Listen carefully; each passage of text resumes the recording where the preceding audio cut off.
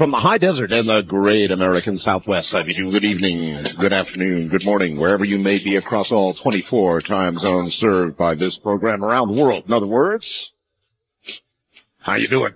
It's Friday night, Saturday morning ahead of a holiday weekend, and we're going into open lines. What a week it's been, huh? I've got so many things to talk to you about. First, however, the war news. Now, according to the president, Osama bin Laden may have slithered out, his words, slithered out of Afghanistan, but will not escape the global reach of us, U.S. forces. And the president pronounced 2001 a success for America's war on terrorism and for the Republican domestic agenda. Tribal leaders streamed into the Afghan capital on Friday for the inauguration of an interim government that they hope is going to bring lasting peace. They should not use a term like lasting peace, in my opinion. They use that in the Middle East all the time, and look at that. Anyway, hope will bring lasting peace to a nation torn apart by war for decades now. The 30-member government, taking office Saturday, will face, of course, the staggering challenge of rebuilding a nation who, well, when you look at pictures of Afghanistan, actually, even prior to the U.S. bombing, it looked like it had already been bombed, and of course it had. But we tossed around a lot of rubble, that's for sure. The Pentagon said U.S. warplanes Friday attacked a convoy carrying Taliban or al-Qaeda leaders in Afghanistan. Now, the Afghans don't say it that way. They say the trucks were bringing tribal leaders loyal to the new government to the capital. So, in other words, they're saying we bombed some members of the new government, not the al-Qaeda or any of their fighters. So, we'll have to see how that one turns out. Anti-terrorist police boarded a cargo ship in the English Channel Friday after being tipped off that vessel might be carrying explosives or even anthrax. Ay, ay, ay. The search continues, but no terror-related stuff found yet. Near Argentina, where they've been going tipsy all over the place, a caretaker president assumed office on Friday after some days now of rioting and civil disobedience, toppled the old government. So, wonder if the new boss will be any different than the old boss. All right, well, that's the war news. Now, for tonight, we're going to do a couple of things based on, well, I guess first I want to read you an email that I've received from a homicide detective whose name, for obvious reasons, I am going to withhold. This man is not a believer in the paranormal or anything beyond the world that he sees every day, which, by the way, in the case of a homicide detective, is not that positive a world usually, you know. Anyway, let me read this to you and see if it hits you the way it hit me, okay? Art, I was working the murder of a young woman. While at the scene in a vacant lot across the street, I saw a young boy standing there. The young boy appeared to be waving me to come over. As I approached the figure of the boy, it faded away, and when I got about 10 feet away from him, he completely disappeared. Well, after finishing the crime scene, I was on my way to the morgue when I passed a large apartment building. And on the steps of the building, here's this boy appearing again. I stopped the car and again approach the boy. Again, he vanishes, but this time I got a closer look at the face. On the steps and into the building, I observed blood droplets leading into the building. I recorded my findings and went on my way. The following day, I went to notify the mother of the victim. As I was in her living room, I observed the victim in a photo and on her lap, and it was this boy. So I asked the mother who the boy was in the photo, and she told me this was her grandson, the child of the murder victim. She told me the boy died 2 years ago. He was struck by an automobile. To make a long story short, I returned to the vacant lot where the boy was seen, and exactly where he was standing, or I thought he was, I found a bloody knife, the murder weapon. The knife had the fingerprints of the murderer on it. I went to the place where the blood was found, and yes, where the murderer lived and killed that woman. Please explain to me, if you can, what happened that night. I never believed in ghosts or anything of that nature. Please explain to you what happened that night. I can't explain that. And that'll cause me to kind of launch into what I want to do tonight. Again, referring back to the case of Pam Reynolds. You see, I can't get this out of my mind. There's no way I can get this out of my mind. The woman who had the aneurysm in her brain, all the blood drained from her body, her heart stops, her brain waves stop. Any ability to measure any brain activity whatsoever was zero for 1 hour. For 1 hour. Meanwhile, they go in, they clip the aneurysm in her brain, and then they put the blood back in, apply the paddles. I'm giving you the short version here, and Pam returns. Memory's in great shape. You know, she's back in the world. Where was Pam? She was able to describe exactly what went on in the operating room. Now, last night we had Professor Michio Kaku on, and I think he did an absolutely stellar job all night long. But, you know, on this question, and I think I brought it to his attention right at the beginning of the show or near it,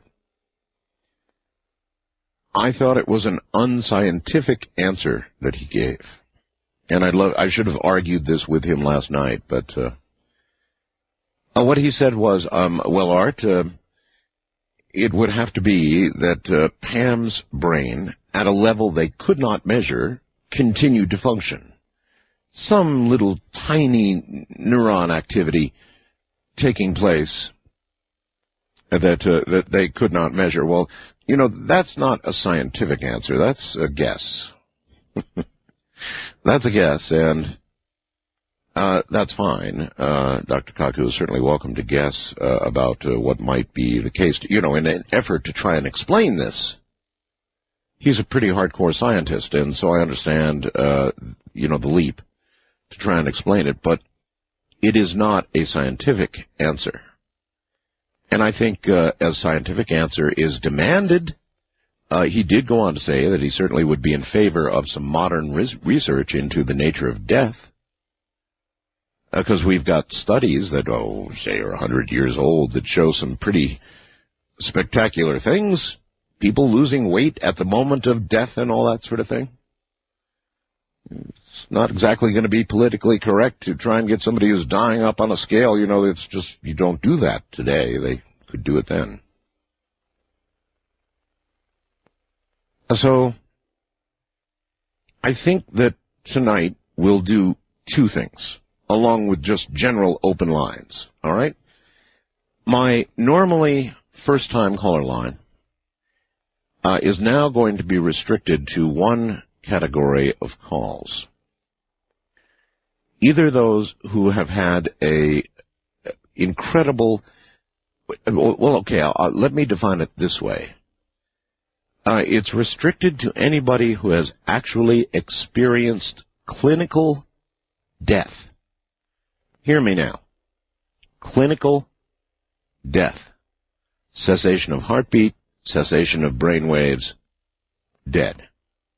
Now, I would expect in the case of some we will hear from, they will have nothing to say. They were simply revived, and when they were gone, there was nothing but blackness. If we are to believe the surveys,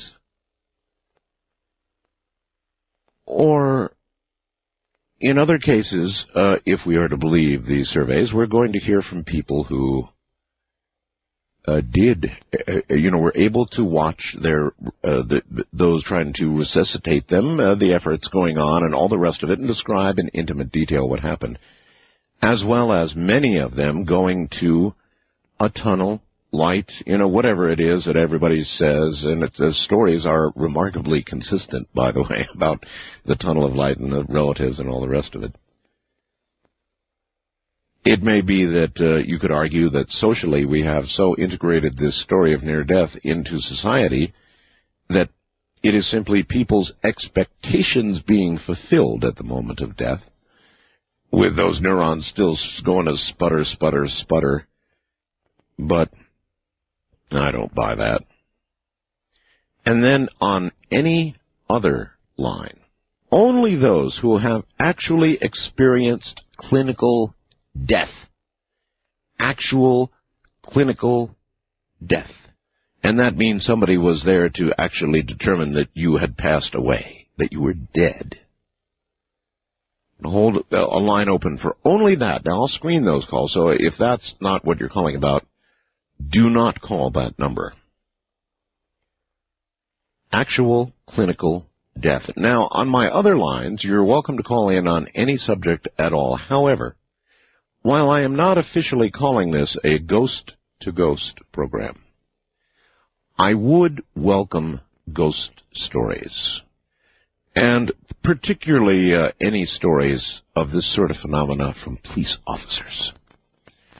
I found this one just to be staggering to me. In terms of telling this detective what happened to him, I wouldn't begin to try. It would appear self-evident, wouldn't it, that the young boy, very anxious for his own mother's murder to be solved, helped him out. I mean, that's exactly what it would appear to be. Now, what it was, whether it was not that, I have no way of knowing. What I do know is that the evidence for life after death, a life for consciousness anyway, surviving death, appears to be mounting at an exponential rate as far as I am concerned. So I thought I would sort of point the program in that direction tonight. But again, only for those who have experienced, hear me now, full clinical death. Whether you went nowhere and saw and just had blackness and then woke up, or whether you had some sort of experience during that period. Either way, the qualifier is that you experienced actual clinical death.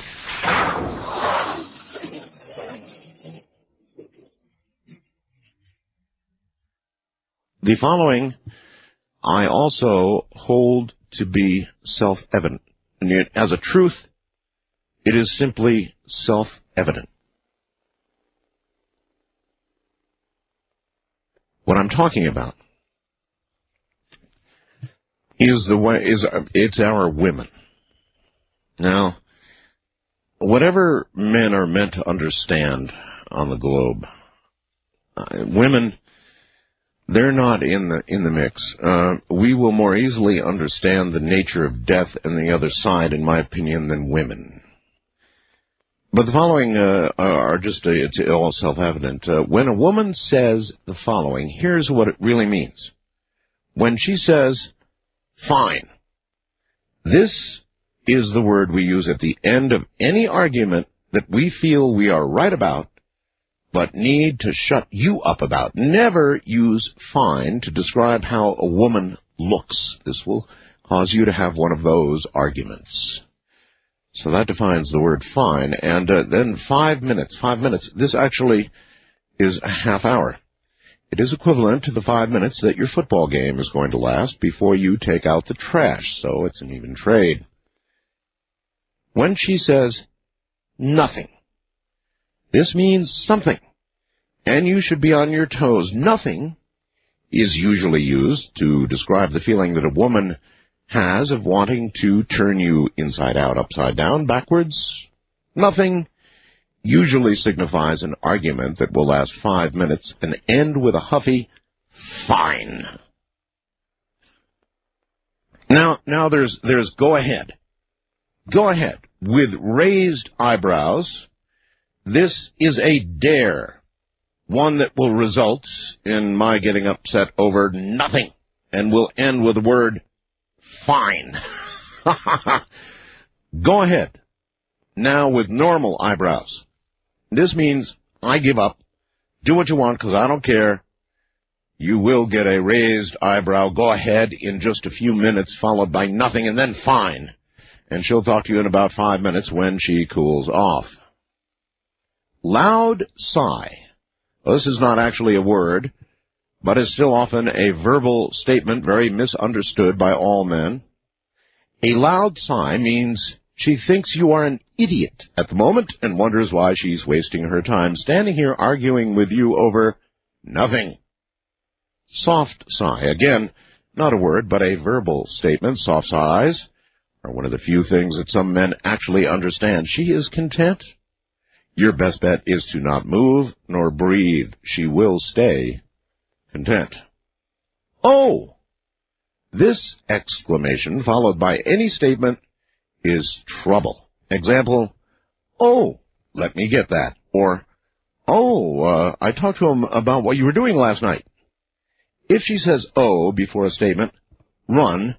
Do not walk to the nearest exit.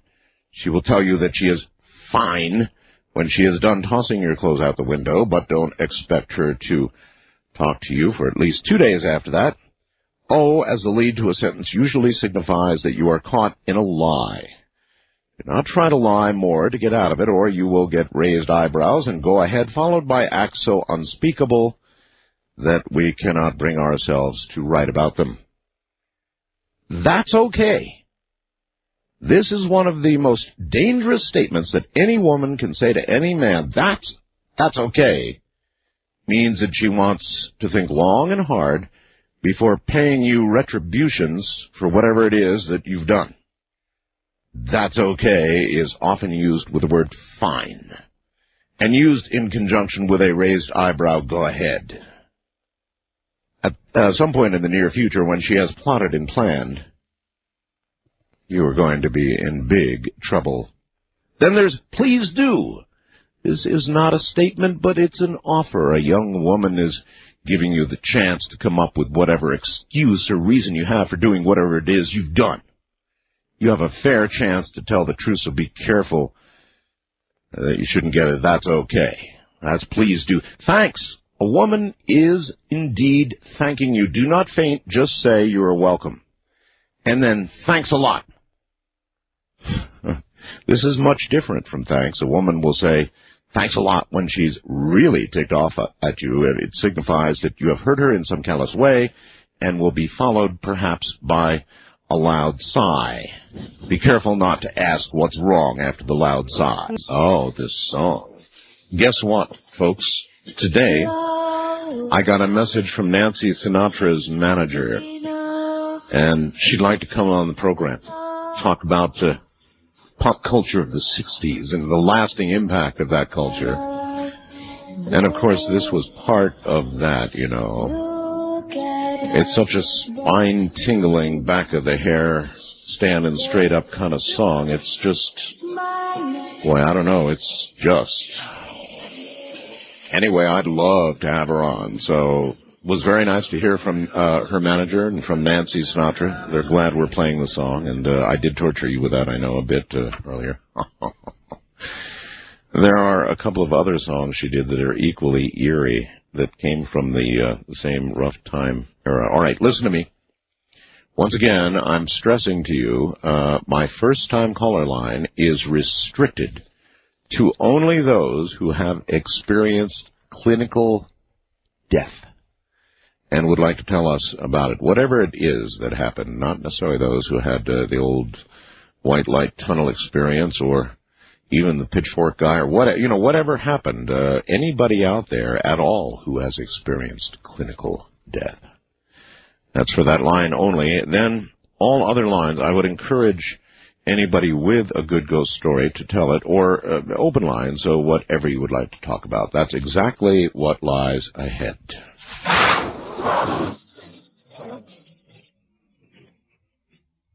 Just had a fellow call on the clinical death line who said he mainlined LSD. I said, sir, clinical death.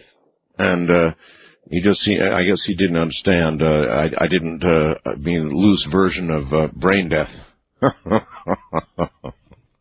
Clinical death only, folks. That's what I want. However it went for you, however it went. Whether you had a classic experience or no experience at all, I think I'd like to hear about it. But only those who have actually experienced clinical death. He says yet one last time. Area code 775-727-1222. And on my clinical death line, you're on the air. Yes, me? You indeed. Oh, hello. I was listening to a tape to make you more psychic back in 1983. Yes. And it was all I heard was waves, but in that fall I was walking on my farm I was living in Arkansas at the time. I'm from Connecticut. Yes. And I got a flash of my birth. I was at the ceiling looking down. There was a fat nurse holding me. The doctor was just throwing gloves off of his hands. Now, hold on. I need to understand. Is this actually something? This is actually, yes, I confirmed it with my mother that Christmas. This is not a dream? No. My mother freaked out when I said, was I born dead, Mom? And was I born dead? I was born dead. You were born dead? They used oxygen. Oh, I never thought of that. A near-death or a death experience. At birth. At birth. Mm-hmm. I didn't see any tunnel. I was at the ceiling looking down. You remember this? I could see myself in my umbilical cord and the whole bit. You're kidding. And I didn't like the doctor. I knew he was a social climber. And I'm serious, and he played golf. And I knew that, and I knew I didn't like him at all. That's a lot to understand for a dead baby. I know. I'm just, I'm kidding with you a little bit. Oh, I mean, that is incredible. I've never talked to anybody who had died at birth or was more likely born dead. Mm. Do you have any idea what condition it was that caused you? Well, it's very odd. My mother was torn up having her first baby. She had a twin still, and we believe that's a whole other show. But there was a lot of scar tissue, and when I was coming through the birth canal 2.5 years later, I couldn't fit, and they had to use ether on my mom at the last minute. Wow. Back at the Stanford Hospital, and I died. And for some reason, the doctor gave up on me. It gave up on you. Mm-hmm. And this big fat nurse, I know she was Irish. I know because my mom had an Irish surname at the time. Yes. If she wouldn't give up or what, but she didn't give up on me. Well, may I ask? This is so unique. Your memories of this, are they like memories of other things early in your life? I have pretty good recollection. You know what I mean? Do they come to you the same way, or are they imprinted in some more vivid way? I mean, it's amazing that you could remember this, as an adult. I have a real high IQ, although I had damage from being born, so I was a bad student, but I have pretty good recollection from about 9 months on. My cousins are like that, my sisters. Well, we're an odd lot. That's absolutely an amazing story, sir. I appreciate it. Thank you. That's a first for me. Wow. Being born dead. And recollecting the whole thing. Try and figure what that one means. There are many arguments about when the soul is inculcated in the fetus. Many religious will argue at the instant of conception. Other less reverent people will say when a guy says, "How you doing, babe?" That's conception. However, many believe that after the first trimester, there's some sort of entering of the soul. But there's a man who was born dead and yet recalls the details of they gave up on him, he said. Oh, that's an amazing story. Wildcard line, you're on the air. Hello. Hello, Art. This is George from Queens listening to you on WABC. WABC 77. Yes, sir. Yes, I have one item on Pam Reynolds and one on the Phaedra. Okay. On Pam Reynolds, that was one of the best shows you've had in recent memory. Profound, yes. Very good. And I have an observation or question that maybe you want to put to people. Sure. If her routine of being packed in ice and drained of blood becomes more routine, right, and and doctors can identify people as being good candidates for this procedure, not assuming that you only have an aneurysm of any sort that she had, right? Would people be willing to undergo this type of procedure to try to cross over to the other side? Huh. You're talking about a variation of flatliners, and the answer is not only no, but hell no. Doctors wouldn't do it. People wouldn't risk it because, of course, you might not come back, but doctors wouldn't do it because, well, heck, they can get sued just for looking at somebody cross-eyed. So, well, I'm assuming if the procedure became more reliable and that they can identify the candidates as being good candidates. Sir, let me submit to you that there's nothing at all reliable about bringing back somebody who's been dead. You know, whether it's just you drop dead on the floor from a heart attack or whatever it is. You know, resuscitation is dicey and happens not as frequently as you think. And even on the operating table, I don't think they're ever going to get that procedure to the point where they can say with 100% certainty you're coming back. I mean, you've got to imagine when you get on an operating table, even as advanced as it might be, it could be goodbye time. I understand that. There's always risk with any operation you undergo. But I was thinking in the future, maybe 10 years from now, perhaps, No. where they have more assurance or understanding of how to control every part of it. All right, let's move on to the other subject I'd like to talk about, that being Phaedra. Phaedra. I had a chance to do a little research on that, and indeed she is a character from Greek mythology. That figures. And it turns out that she was a stepmother of a god Hippolytus. Didn't she end up hanging herself? Yes, she had unrequited love respect to Hippolytus, and she accused him of rape, and she hung herself. Yes, I believe that is absolutely accurate. The name Phaedra is just it's eerie. It's kind of eerie. I had a very interesting experience earlier today. I was doing a little bit of, I opened the phone lines for a while on KNYE 95.1 KNYE here in Pahrump. And a young lady named Phaedra called me. I thought that was amazing. Phaedra called me, and she had been named Phaedra back in the late 60s by her mom, who had been influenced by that song. And I thought that was quite remarkable. I have never known anybody actually named Phaedra, but here in Pahrump we have one. East of the Rockies, you're on the air. Hello. Hello. Hello? Yes, you're on the air, sir. Hi, Art. How are you doing? Okay, what's up? This is Roy in St. Joseph, Missouri. All right, Roy. I'd like to tell you a story that happened to me about, this is not exactly a ghost story. It's possibly more of a guardian angel story. That's fine. When I was young, I lived in El Paso, Texas, and my street had a four-way stoplight down at the corner, and at that four-way stoplight was a road that went up a hill to a rock quarry. Okay. And at that rock quarry, very large trucks weighing several tons used to be full of gravel coming down there. Sure. And so I was about 16 years old, and I had been driving for a little while, but not too long. And one afternoon, I was at the stoplight. The light was red, and the light changed to green, and I stepped on the accelerator, went to step on the accelerator, and I felt a hand come out from underneath my seat and grab my ankle and stop me.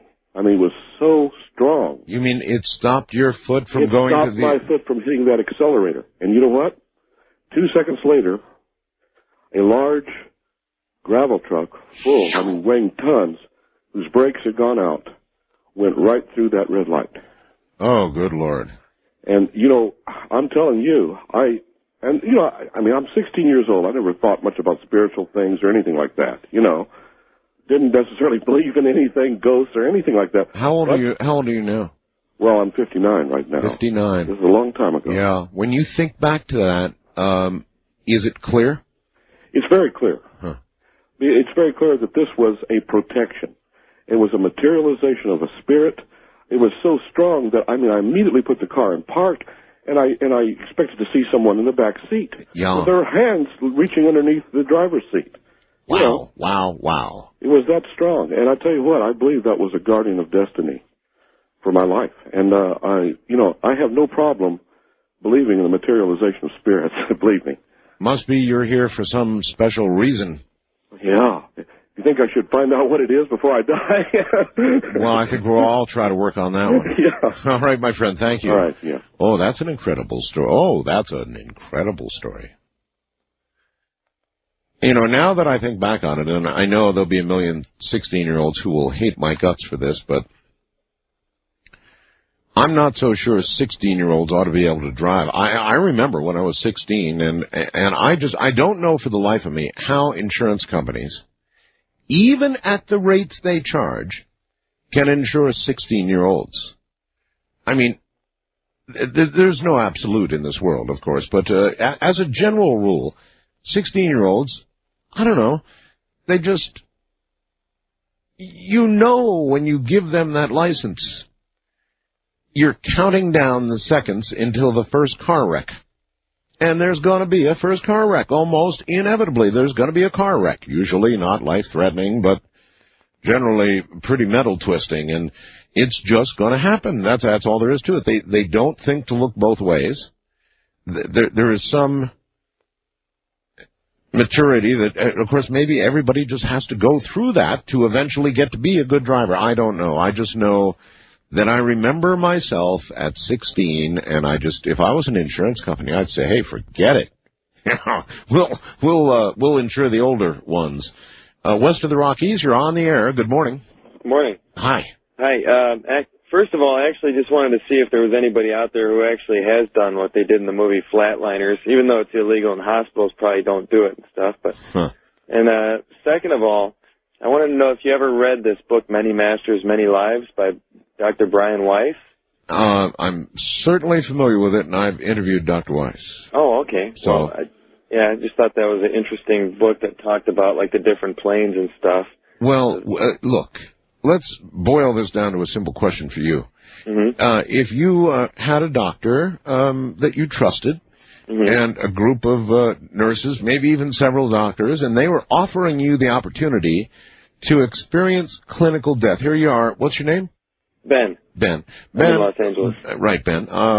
Just lie on this gurney, and what we're going to do is we're going to hit you with the paddles. First, we're going to relax you a little bit with some sort of sedative, and then we're a light sedative, I might add. Then we're going to hit you with the paddles, and we're going to stop your heart, Ben. And you are going to try and record your experiences, and then after about 30 or 40 seconds, we're going to hit you with the paddles again, try to bring you back, Ben. Are you ready? Yeah, I think I would do it. I know there's risk and everything, but... You lie. I think it would change my life if I experienced something, and for the rest of my life, I would probably live... But, Ben, it might end your life. I know, yeah, that's true, and I'd probably, that'd be a really tough decision to make, but I can't say that I would say no. Even though, there is a possibility that I would say yes, even though there's a chance.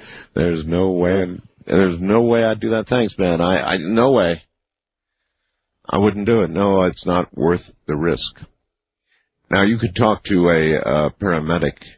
It might be, as in Flatliners, that a healthy person to begin with would have an obviously better chance of resuscitation under those conditions. Still, though, you'd have to talk to a paramedic or a doctor about what your actual odds would be, and my sense is, once you heard them, you probably wouldn't proceed.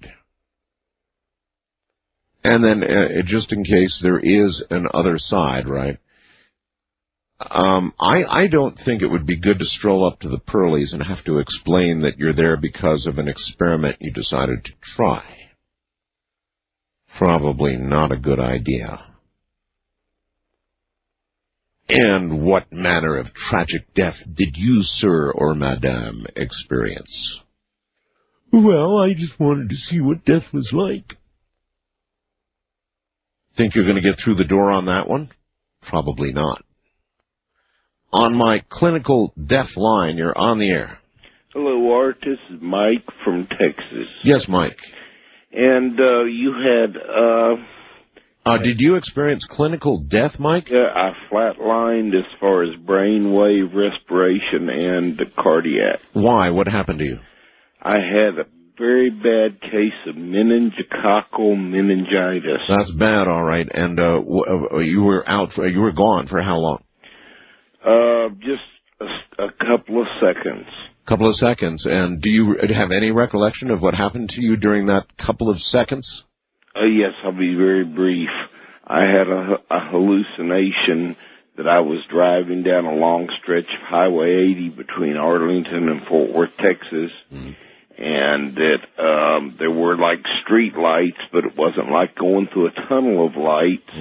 And then all of a sudden I got to an area where I should have been familiar, and I was totally unfamiliar with where I was, and there was a bright flash of light. And all of a sudden I became aware that I was standing in the corner of the intensive care room of the hospital that I was in, looking at myself laying in the bed. And I looked at myself and I thought, you don't look dead. I had been told I probably was not going to live through the night, and I was trying to stay awake. Yeah, I can see why you would. Listen, I'm sorry to have to cut you short, but there you are, looking at himself. That story again and again. You're listening to Art Bell, Somewhere in Time. In the beginning of this song, I sing about countries where they turn back time. I've been to the Greek islands. When you go to the Greek islands, it's kind of like they turn back time. When you walk off the ship and you walk onto one of these islands, it's just like the clock went back. It's like you went back 100 years. It's absolutely amazing. It is, in fact, like time's turned back. Anyway, listen, remember, my first-time caller line is only for those who have actually experienced clinical death. I don't know why I'm on this kick, more of it a little kick, huh? But it's interesting. The whole area is now not just interesting, but almost an absolute fascination. But, by the way, would I flatline voluntarily to find out? No. No, I wouldn't. But those of you who have been there involuntarily, well, I'm sure you've got a story to tell.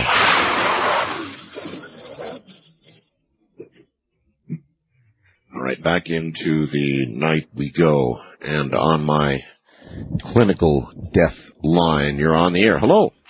Hello. Hi. Hi. How are you, and what's your first name? My first name is Maury. Maury, okay. Where are you, Maury? I'm in Montana.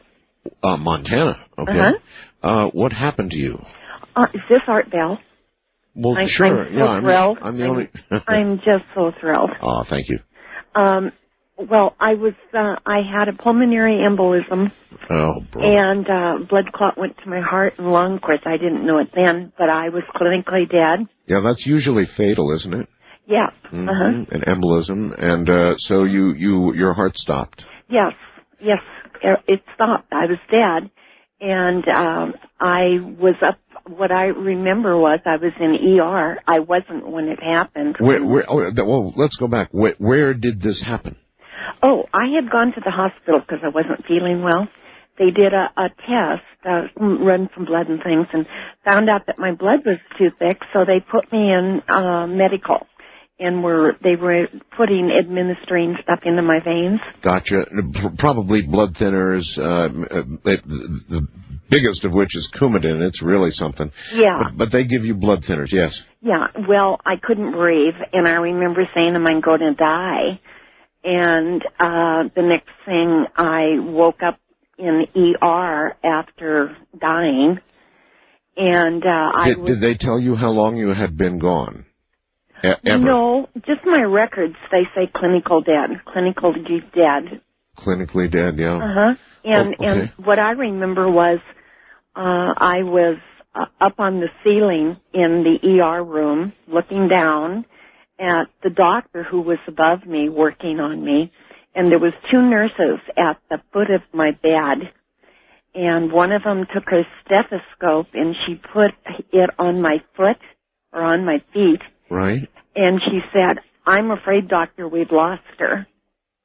And I said, "Oh, no, you haven't. I'm not done yet." You really saw all of this in this much detail? Yes, and I slipped back into my body, and when I opened my eyes, the doctor was just taking this big needle out of my heart. Oh, my God. Yeah. And so you remember the nurse saying, I'm afraid we've lost her, and you said... I said, "Oh, no, I'm not ready yet." You went back into your body. Yeah. As he pulled a needle from your heart. Right. That's some timing, ma'am. I'll tell you, it sure changed my life. I think that you just learn what you really value. How old were you at that point? How long ago was this?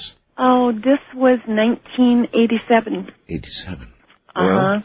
Well, let's see. This is soon 2002, huh? So you've done pretty well. You're still here. I'm still here. Thank you for the story. Oh, thank you. Wow. How do you account for that? How do you account for that? Do you suppose some people are allowed to make their own decision? In other words, as you hover above your body, seeing what that lady saw, do you think that if she had said, "Okay, then I'm out of here," she would have just gone on? They'd put a tag on her toe, she'd been on the way to the morgue. Or did she make her own decision to come back? This really is a kind of a morbid fascination, but it's one of the great ways we're going to approach the truth about life after death. It's one of the closest ways I can think of to try and nail it down. And boy, I'll tell you, we're getting close to nailing this thing down. Fascinating.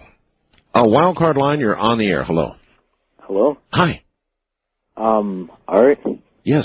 It's an honor to talk with you, and I've waited long time to talk with you there. Okay, well, I'm glad to have you. Where are you, and what is your first name? My name's Tony, and I'm calling from Eastern North America. Eastern North America, huh? Yeah. Well, that narrows it down. Okay, Tony. Detroit. Oh, Detroit. Anyway. Okay, anyway. Well, I got a Shalpio story, it's not to me, it's not to my friend, but he said he was, riding his bike along a trail, and then a humanoid black figure, like semi-human, like animal, ran across the trail, then jumped up onto a fence and perched there, I guess, and so anyway, this found out interesting because he said it made noise, and normally they don't make noise, so what do you have to say about that? Well, more importantly, what did your friend say? Well, he didn't have much to say about it. He just said he stopped for a minute, and then it slowly faded away. And slowly faded away. Well, I don't know. Gee, if that happened to me, if I was on a bike and this thing jumped up on a fence in front of me, I'm sitting here trying to think, but generally, I'd probably drop the bike and run. I think that would probably be my reaction, dropping the bike and running. I don't know what to say about something like that. There's more and more of it going on. People are seeing odd things. East of the Rockies, you're on the air. Hi. Hello. Hello. Hello. My name is Jessica, and I'm calling from Chicago, and I'm listening on WLS. The big one in Chicago. Hi, Jessica. How are you doing? It's Fine. a pleasure to talk to you. Thank you. I just have 2 very quick stories for you about death. A friend of my family growing up in his very late 60s. He was really sick, kidney problems, things like that. Sure. Apparently in his 20s, 30s, and 40s, he was not such a nice guy, maybe carrying around a lot of bad karma, I don't know. But anyway, he was pronounced clinically dead. Yes. And he came, when he was getting better, he discussed with my parents how he was very freaked out and scared because when he experienced his clinical death, he saw devils, fire, tortured souls, and it was just really a very scary thing for him. So in other words, he probably thinks he went and had a little bit of vision of hell. Yeah, and after that he was very afraid, like that was what was awaiting him when he finally did die. Did it cause him to change his life and become a Boy Scout? Well, he certainly became very pleasant after that. Did he? Yes, he really did. Here's something that I wonder about, the fairness of it. In other words, somebody who experiences clinical death has a leg up on all of us, and it doesn't matter whether they go to a hellish experience. Most people, by the way, don't talk about that, so you hear fewer of them. They're very rare and very interesting. Or they have the tunnel with the relatives and all the rest of it. I have one more quick little story that's also very interesting. My best friend from high school, her mother, when she had her last child, was hemorrhaging really badly in the hospital. Right. And actually pronounced dead. Right. And she was actually, it's quite morbid. She was actually put into a body bag and everything. And into a body bag. Yeah, and her husband was notified, and he insisted on going back in and seeing her. And it turns out she started moving inside the body bag. Oh, my. And then they discovered, that she had come back to life. Yes. And apparently when this was all happening, she, like your other caller, was saying that she had this frantic sense of well, no, I'm not really dead. Even though they were pronouncing her dead. Yes. She was like, I'm not dead. And she could kind of see what was transpiring and got really Did she even see herself put into a body bag? That part, I honestly am not sure. Be very disconcerting. What I was going to say earlier, and it fits for both cases, is as follows. It's kind of not fair, whether you go to heaven or hell in your little experience, you have a leg up on everybody else, and you have a chance to straighten out your life and fly right, or understand that you're going to a better place, and you have much less fear of death. Anybody who has never had this experience doesn't enjoy that advantage. Yeah, so in a way, it's like giving somebody a second chance, and it doesn't seem fair. The average bad guy doesn't get a second chance. Yeah, that's an amazing point when you think about it, because they've already been there. They've already done it, so to speak. Exactly. Now, if I could ask you one quick question, and Sure. I could take your comments off the air if you want. Sure. I was wondering if you heard about the government releasing this information that these whales that mysteriously were beaching were actually killed by sonar experiments. Have you heard of that? Well, okay, you'll get my comments off the air. No, I certainly haven't. I've heard a great deal of speculation from people like Greenpeace and a lot of activist organizations that this incredibly high decibel sonar the Navy is using right now is causing death and is causing beachings. Whether anybody has actually proven the causative relationship or not, I'm not aware of that. You may know of a story that I am not yet aware, but if that is occurring, then of course the Navy should cease those operations immediately. But I suppose beachings and the use of this loud decibel sonar, it's going to be very hard to connect. A lot of you may say no-brainer, but really until you can make a direct evidentiary connection, you're not going to get them to stop. That's for sure.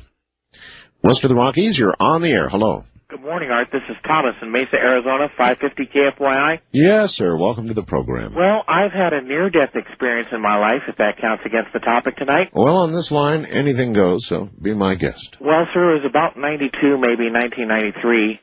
I was at home, asleep, or maybe mostly asleep in my bed, and I could see the darkness off in the distance and the dome of light, like, maybe headlights coming off in the distance on the horizon. Yes. And I could feel myself moving closer to it. And as I was moving closer to it, I could make out silhouettes and white shadows and, the sort of afterlife experience that modern people would think about. Yes. And I was moving toward it, and I wouldn't have minded checking out right then in my sleep. Huh. And, I wasn't too old then. I'm 38 now, but... Well, they say sleep itself is a little slice of death. Well, so it may be that occasionally, even in sleep, we get a bit of a glimpse of, down the hall. But anyway, I didn't think, at that particular time anyway, checking out my sleep wouldn't have been that bad. But amazingly enough, the one thing that brought me back to our side of reality, as it were, yes, the neighbor's dog barking through my townhouse wall, calling me back. She was calling me back to life. Really? Is your name Ruff? No. No. Oh, well. But she was aware, and that particular animal had affection for me, I guess. That's incredible, sir. I appreciate the story. That's incredible. Yes, why not? If sleep, and in a sense it certainly is a bit of a slice of death, huh? And one other thing he mentioned, he would have gone willingly at that point. Let me suggest to you that you think about the following. Many Americans, what does the song say? 40,000 men every day. Men and women every day. 40,000. I think that's what it says. Die in their sleep. Now, I wonder if those who pass away in their sleep, of course we'll never know, will we, have the kind of dream that man just had, only make a different decision. We would never know because they die in their sleep. And frequently it is said he died peacefully in his sleep. And I've always wondered, how do they know? How do they know he died peacefully? They found him the next morning. He may have been screaming and writhing in agony in the middle of the night. Nobody heard him. But they always say died peacefully in his sleep. And some people do. The question is, did they have an opportunity to make a choice? Sort of get a little taste of the other side? That's an interesting question. First-time caller line, you are on the air. Hi. Hi. I'm on the air. It would appear so, yes, with an echo, too. Where are you? Yeah, I'm in Florida. Florida, okay. We've got a terrible echo, hon. Did you experience clinical death? Yes. What happened? Well, I called because, and I don't know what, I guess there's a delay because I heard you saying something about how people who are 16 shouldn't have a insurance or a driver's license. No, well, look, I didn't mean to offend you. Are you 16? No, I'm 28 now. 28. But do you know what I mean? Do you remember? Yeah, because I was in a car accident when I was 16. Oh. And it was a head-on collision, and I was pronounced dead. Oh. And they covered me up with a sheet.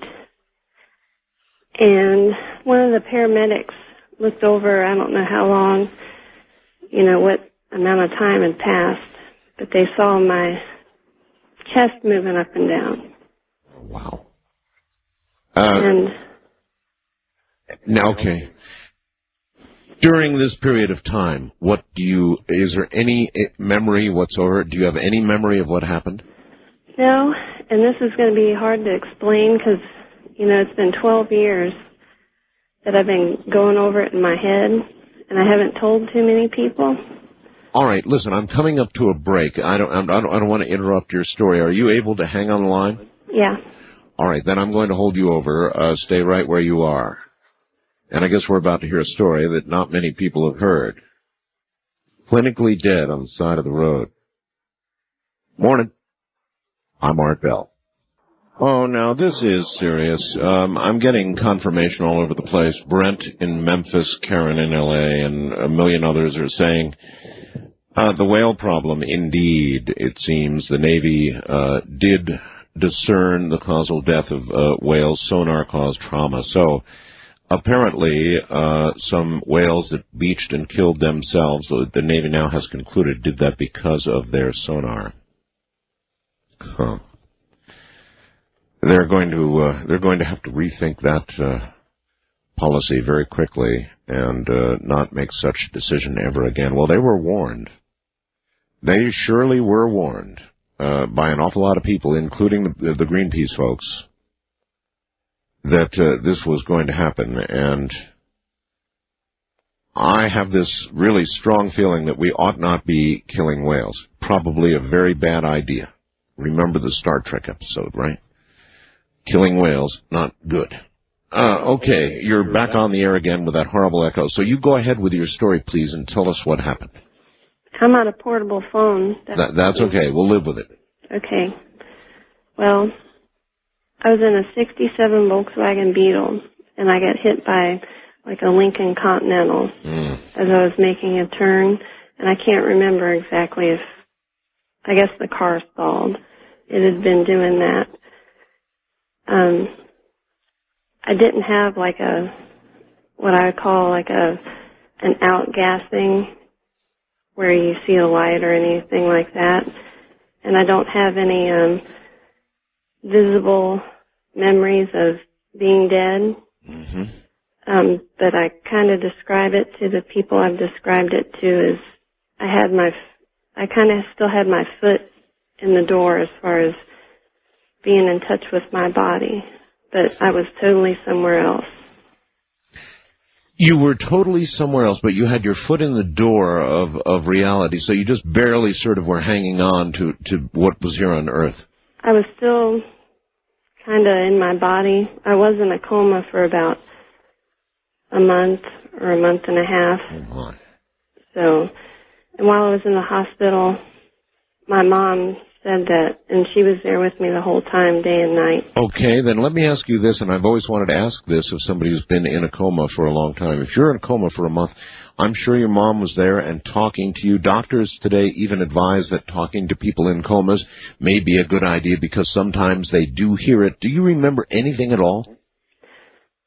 Well, it is a good idea to talk to people because you need to stimulate their senses, their hearing and touch them and stuff, just to help keep them there. Mm-hmm. Yeah, but the question is, do you remember your mother talking to you? No. So for you, it was kind of a big blank.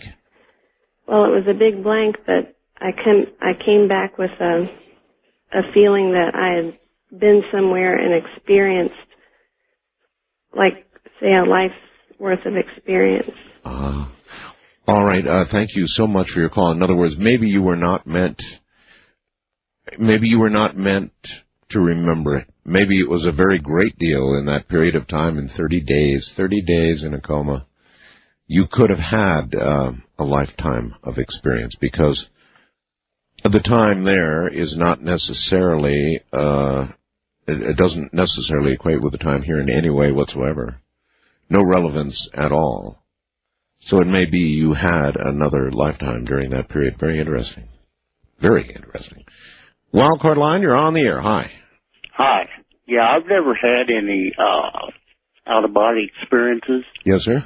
But ever since I was a young child, I used to have visions.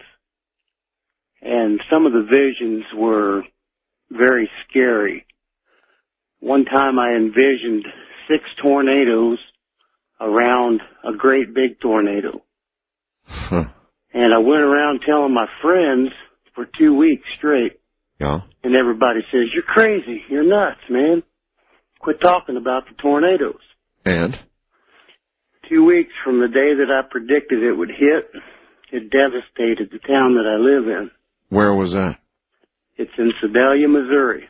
This was in 1976. Yeah, I heard about those tornadoes. And now, were you actually going to your friends and predicting this, or were you going to your friends and just recounting the dream? No. In other words, you didn't begin calling it predictive until after the event, or did you say it was going to happen? I said it would happen 2 weeks before it happened, every day for 2 weeks, up until the day that it happened. I was warning everybody, and everybody thought that I was crazy. And I used to have different visions like that. And, what I would say to you is stay in touch with me, will you? And as you get visions, email them off to me, and I'll pass them on. Okay. All right, thank you very much. You never know exactly how to react to a story like that. I have no reason to believe he's not telling the truth. There's no way, of course, at this point to prove it. However, in the future, if he has such vivid visions, then he has the opportunity to get them here, and I'll get them on the air, and we'll memorialize them. Then we'll listen harder. East of the Rockies, you're on the air. Hi. Hi, how are you? Okay, sir. Where are you? Well, I'm in Connecticut. Okay. And I want to tell you an amazing story which brings streams tears to my eyes every time I talk about it. Sure. Puts the hair in the back of my head standing up. My hands are sweating now. This is like a guardian angel story. This woman, when I was a young boy, I was born on December 25th, 1957. Merry Christmas. And this woman lived next to us. She always called me her child. She was an old woman. Mm-hmm. Her name, they called her in the neighborhood, they said she was a witch. They called her Miss Pre. Her name, my mom said her name was Miss Pre Abahak. All right, but they called her Miss Pre, as in P-R-E? As in Preamula. Okay. Her real name. Oh, Preamula, okay. Preamula Abuhak. That sounds like a witch's name, doesn't it? It does. In fact, it is the witch's name. I see. But her father was an Egyptian, and her mother was an African American. Amazingly enough, when she died, my mother says she was always favoring me. I'm the oldest of 7 sons. She's the youngest of 7 daughters. Okay. All right. But when I would go to her house, she would always read a book to me. She would always make me take off my shoes, and this went on for a long time. And I don't remember anything she said. You don't remember what she read to you? I know what it is now. It was the Quran she was reading to me. The Quran. And when I would be sick, I used to have severe head problems. My head would just feel like it was bursting in half. They used to take me to doctors and everything. But when she would read something over me and rub my head, it would go away. Just go away. Later, I had a chance, 10 years ago, I became a Muslim. Unbeknownst to anything that she was doing, I thought. And I realized there's a science now that I've been to Saudi and studied called al-ruqya, which is reading a certain verses of the Quran over a person, and it will relieve all kinds of things. So I wanted to mention that, but she also had the smell of roses always around her. Mm-hmm. Once I was running up a hill at a family reunion. I was a young boy. Yes. And I was running away from some guys who were trying to tag me. As I went to run up this hill, there's a steep hill. I said, I'm going to get over that hill and I'm going to just run down. I heard her voice say, no, slow down, stop. As I reached the hill, her voice made me kneel to my knees. And as I looked over, it was a deep cliff. If I went over it, I would have died for sure. As soon as I heard a voice, I smelled roses all around me. The second time it happened, I was years older. I was out of high school. A friend of mine and we were getting ready to go to the bar after work. It was a Friday. We were going down this busy street. He was going to make this wild left-hand turn onto the other side of the street. Right. I heard her voice say, stop. As soon as I heard her voice, I smelled the roses. I told my friend, stop, like that. When he stopped, this truck raced right past us. It would have just crushed us.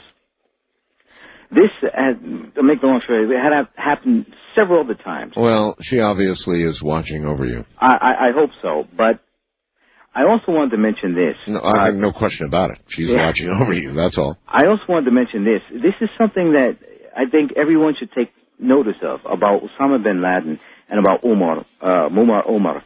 There's a video that they have of Omar who holds up this cloak, and he's waving it back and forth to the Taliban as they throw their turbans up to touch it and everything. Do you know what this cloak is? Sir? Do you know that cloak? No. This cloak is the cloak of the Prophet Muhammad. This cloak has special powers. If you put this cloak on, you disappear with a prayer. It is a known fact in the Arab and Muslim world. But somehow... Well, our president has suggested that he slithered away. Maybe he slipped on the robe. I don't know. Rope. Little slip right there. Well, you know, I have not made up my mind about a lot of things. And what he said about the reading of the Quran by this witch... the reading of the Bible, the reading of the Quran, the reading of any book by one of the great prophets, I think probably is... see, how can I do this without offending somebody? I think that reading the Quran and praying for something to occur is probably as powerful as reading the Bible and praying for something to occur. I'm not altogether sure about that yet, but I really do think so. I think that you can really reach any state of absolute faith and project power with prayer, and that would occur probably with any religion. But I'm not sure about that part yet. You know, they've done double-blind studies on people who are sick, very sick, even critically ill, and are prayed for, versus other groups who are not prayed for. And the results are absolutely startling and irrefutable. The group that's prayed for does, by a great percentage, better. They know that's true.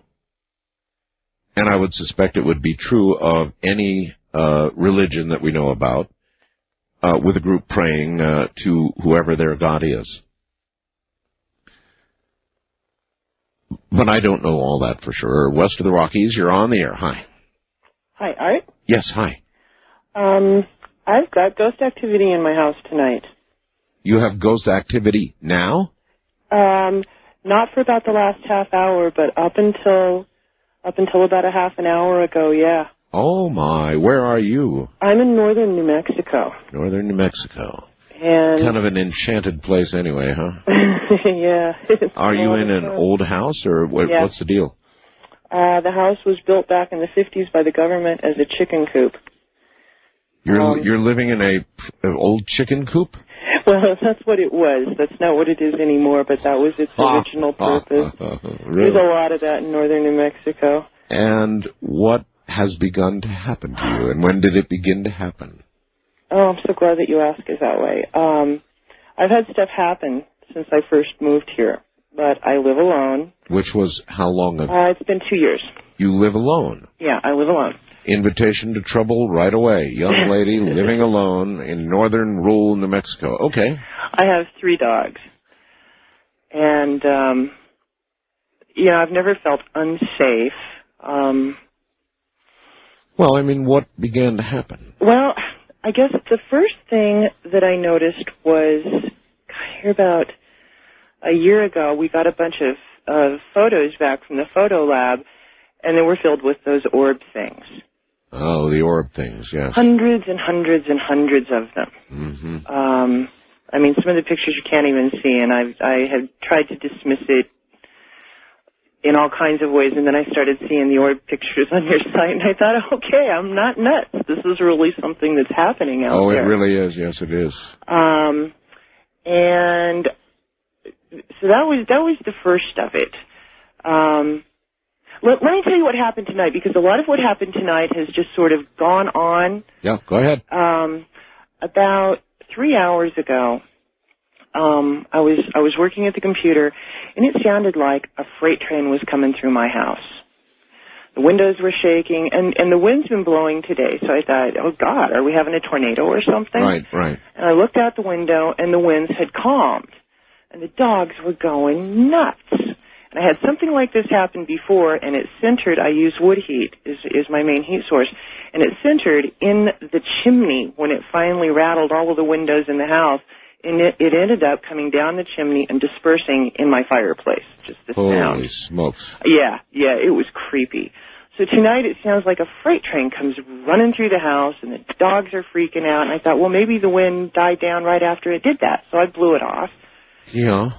And about 10 minutes later, my dog comes running through the dog door, runs right up next to where I'm working, and she pulls a remake of that scene from Poltergeist where the dog jumps up on the bed where the entities have used the wall as an entry port. Do you remember that scene? Oh, yes, I do. No, I'm not kidding, Art. She did it. She put on her best play growl, play bark, and she was just being wiggy, kind of running around in circles. Yep. And I couldn't make anything out about it. And then I realized last night as I was laying in bed reading, I had the only thing that I can call it is a shadow orb, and it flew right at my face. And I mean, it was profound enough. I dropped the book I was reading. The dog jumped about a foot, and I thought, well, maybe I nodded off or something. I mean, you try to find ways to explain things when you live alone, and there's no one else there to witness these things. Yeah. How are you handling this living there alone? I mean, how can you even handle this happening? Well, you know what? Up until the dog reacted tonight. Yes. I guess that I was just sort of taking it in stride and thinking, well, if there was anything to it, maybe the dogs would react or something. But now it's like now I have tangible. Well, I hate to say this, but the night from your perspective is yet young. Oh, well, let me tell you the other thing that happens, Art, and this is the real freaky one. You've got cats, and so I'm sure you've had this experience. You're laying in bed at night, and the cat jumps up, and they don't weigh a lot, but you can feel their little feet on the bed. Oh, there's no question. Listen, hold this story. Can you stay on the line here? Sure. Yeah, we're paying the nickel. What the heck, you can. You got Stay there, and we'll bring you back after the news. I'm Art Bell. There really are some rides you might rather not take. And tonight we're talking about some of those. We have a clinical death line. That's all we're taking on that line. The only thing we're taking there is stories of actual, full clinical death. It is fascinating. And so much more. Otherwise, actually, it's kind of turning into that kind of a program, which is also okay. That's what we're doing. And if you'll stay right there, it is bound to be a ride.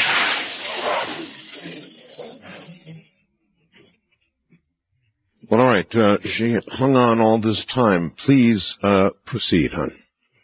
Okay, here's kind of the clincher to the story. Last night after the shadow orb flew at me and scared the book out of my hands, I felt what felt like my cat walking on my bed. Mm-hmm. Right next to me. I know the feeling. They walk all over us. Yeah. Those paws, paws were made for walking. Oh, good God. And if you've got a waterbed, all the better. Yeah. That's it. But, when they're not right on top of you, they're kind of circling around your body, trying to figure out where they're going to strike. That's right. That's exactly right, yes. Well, that feeling was on the bed. Uh-huh. And I realized that I was laying close enough to the edge of the bed that there's no way there was room for that cat up there, and she was laying in her basket in the pantry. and I got to thinking about it, and that's how all of this stuff has happened throughout the time that I've lived in this house. But I've always found a way to dismiss it until the dogs flipped out tonight. Well, wait a minute. Let's go back to the waterbed for a second. You're telling me... Oh, no, I don't have a waterbed now. I see, okay. But you're telling me, nevertheless, that a cat walked about you, or what felt like a cat, but it was not a cat because your cat wasn't there. That's right. Now, and you live alone, huh? Yeah. Yeah. Well, if you were a man, you'd have big cojones. I don't know what you need for a woman to stay in a house alone like that, but how are you managing? Are you going to stick it out? Yeah, well, Art, since I was young, I've had paranormal manifestations in my life, so I guess it's something that to me seems fairly normal. And believe it or not, one of the things that helps me deal with it a little bit better is your program. How many hours till the sun comes up for you? Oh, God, I don't know, probably about 6. I mean, I really don't lose any sleep over it. I mean, I don't know. If the dogs go off again today, I was obviously unnerved enough that I felt like I needed to call Art and talk to him about it. You have my email. Do you have a computer? Yeah, I do. You have my email address, right? Yeah, I do. All right. If something else happens between now and end of show, call me, okay? You got it. All right, thank you. Somebody undergoing paranormal experiences right now. I don't know how she could handle that. I mean, if something was walking around my bed, if I felt it walking around me, fine, it's a cat. And then you look over and your cat, your only cat, is sleeping comfortably somewhere else. I would not be sleeping comfortably. Let me put it that way. First-time caller line, actually on my clinical death line. You're on the air. Hi. Hello there. Hi. What is your first name? Lisa. Lisa, where are you? I'm calling from San Diego. Okay. California. Right. Just a very beautiful, warming, absolute, intense experience. It was in 1982. And I was a student at Chico State, which is in Northern California. Right. And a very popular thing to do is to go up to the pools and waterfalls and go swimming. Sure. And I was swimming at 18 years old under this gorgeous waterfall, and I could see all the fish underneath. And I saw a friend on a rock, so his hands, he was leaning over the pool as if to pull me up onto the rock. And I actually swam towards the rock, and he grasped my hand and pulled me up. Right. I suddenly lost the grasp, and I disappeared. And I was sucked under an underground waterfall that was about 60 feet. And as I scraped all the way down, oh my God, I could feel the scraping. And it was, I knew I was a goner. And no one knew where I was because I just completely disappeared looking down at the pool as it cleared. I'm trying to understand an underground waterfall. Well, it was an underground tunnel of water. These were just gorgeous pools in Northern California near the Buttes. It's like a mini Grand Canyon. It's gorgeous. Anyway, I was sucked in feet first into an underground tunnel, and as it turns out, it was about 60 feet long down the river, the rushing river. Aye. And as I was scraping down, it was the most, and after I realized this is it, sure. I don't know, it was the most incredible, beautiful, warming light. Now, I knew nothing about this at the time, these experiences. I'd never heard of them before. And I remember as I popped out on top of a rock, and my leg was caught on a log. And I popped out over the waterfall, over this other little mini jacuzzi-like waterfall. Right. And I heard someone say, "There she is." And I was in shock and vomiting and et cetera, et cetera. But the point is when I came out of this experience, I was deeply saddened. I didn't want to come out of it. And I'm a very happy girl. Yeah, you're not the first person to say that given a choice, you would not have come back. Right. It was unbelievable. And I'm a happy girl. I'm one of those, just not, I really enjoy life, and it wasn't that I was depressed at the time or going through tough, things. Well, how do you think this has affected your life since? Well, a deep appreciation, and I can't explain it, but it's like an all-knowing that there is definitely something greater. No fear of death? No fear at all.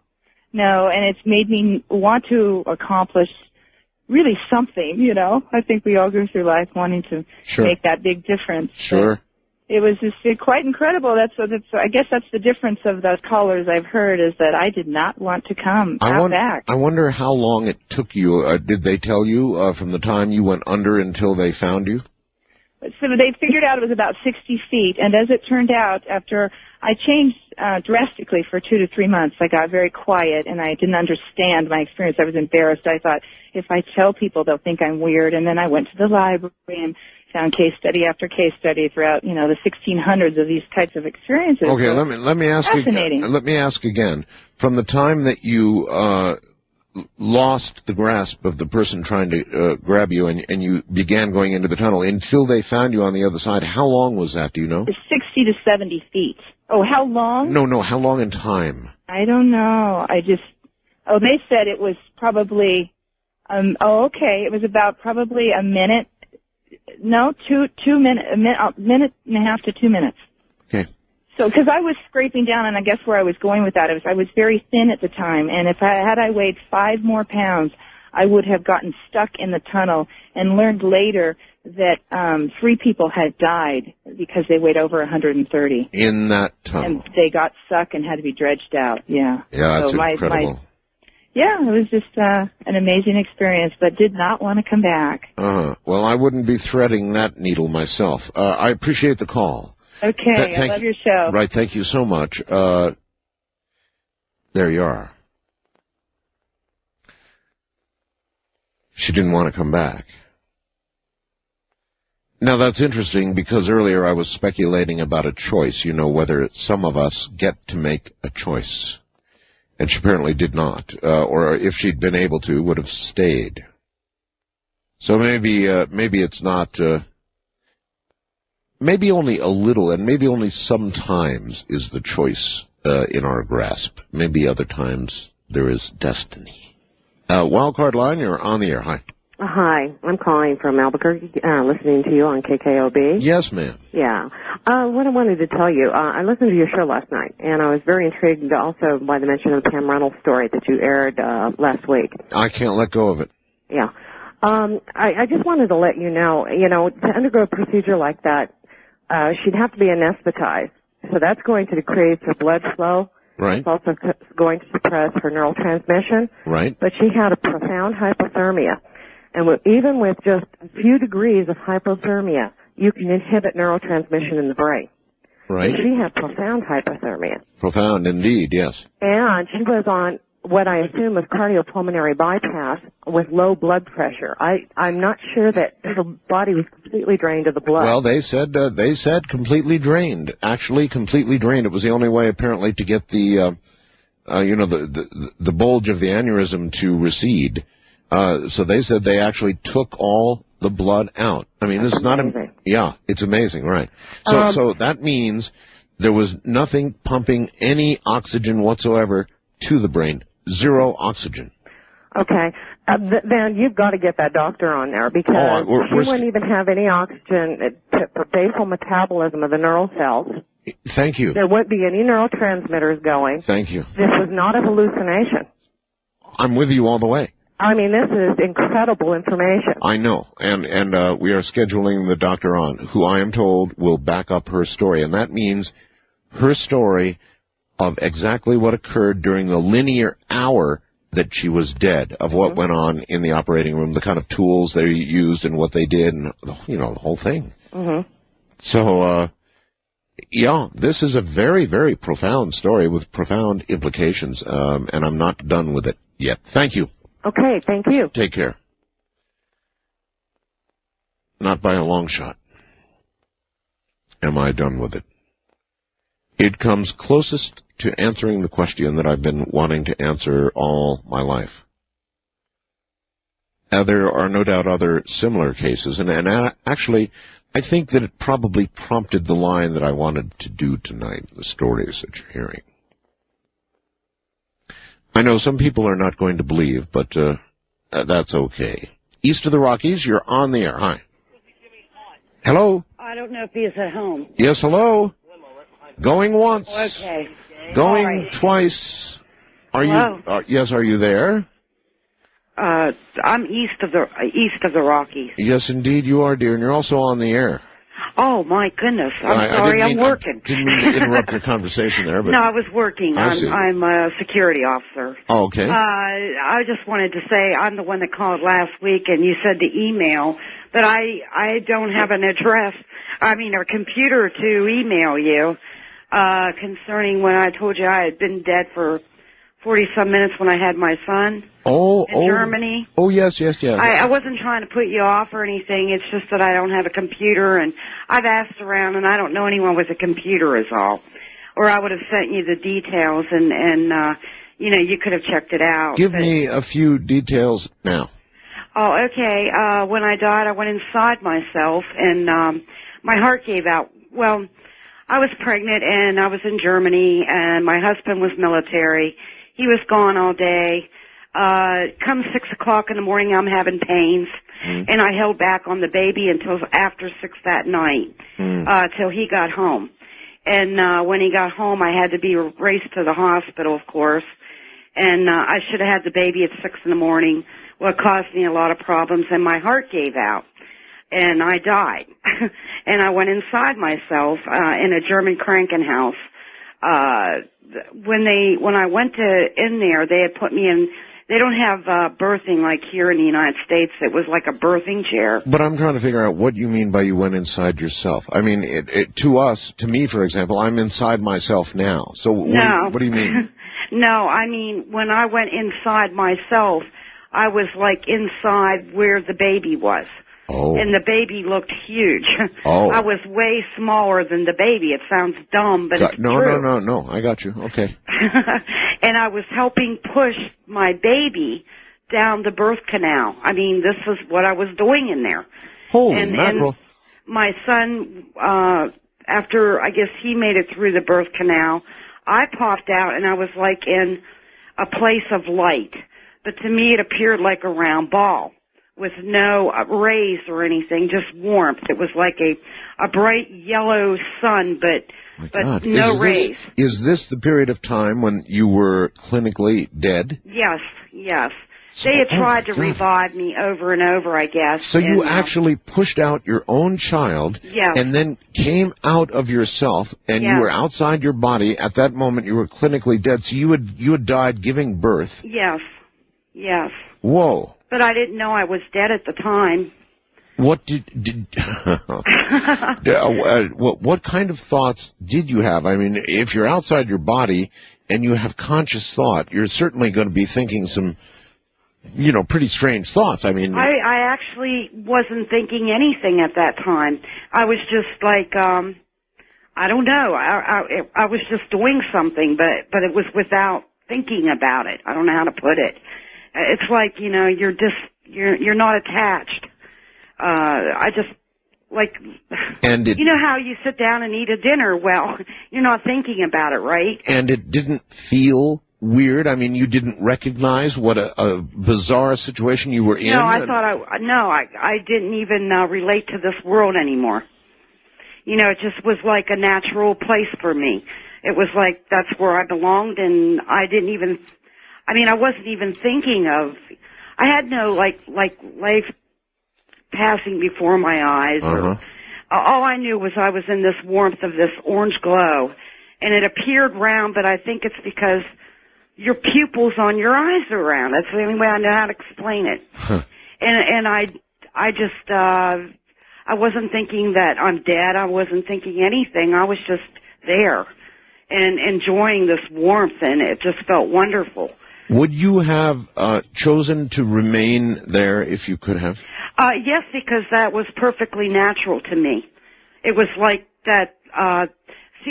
When you're there, or at least for me, I did not remember here whatsoever. It was like I had never been here. Really? Yes. I had no idea about being here. I know it sounds crazy, but it's true. And it's like the minute that light told me, it was a male's voice and kind of a weird sounding voice. I mean, to me, it wasn't even a pleasant voice. Not a godlike. But I heard it say, Diana, go to your son. And at that instant, as soon as it said it, I remember opening my eyes and I was on this gurney instead of in the birthing chair. Right. They had me on like a gurney. And I guess they were getting ready to wheel me because they were all working on my child. He had been born a blue baby from holding back, and they saved him. They brought him out of it. But they were over there sucking the fluid from his lungs because he was drowned when he was born from me holding back so long. And I set up because I didn't know then that I had been dead. I just thought, wow, that's pretty neat. Did they happen to tell you how long clinically you had been dead? On my papers in the report, it said that I was 47 minutes, because that's how long they were working on my son Neil. So it had been 47 minutes. Yes, I recall. I mean, it's not a pleasant experience when you come back, because I've had terrible problems all my life with my joints and, just pain. I have chronic pain, and it's not pleasant whatsoever.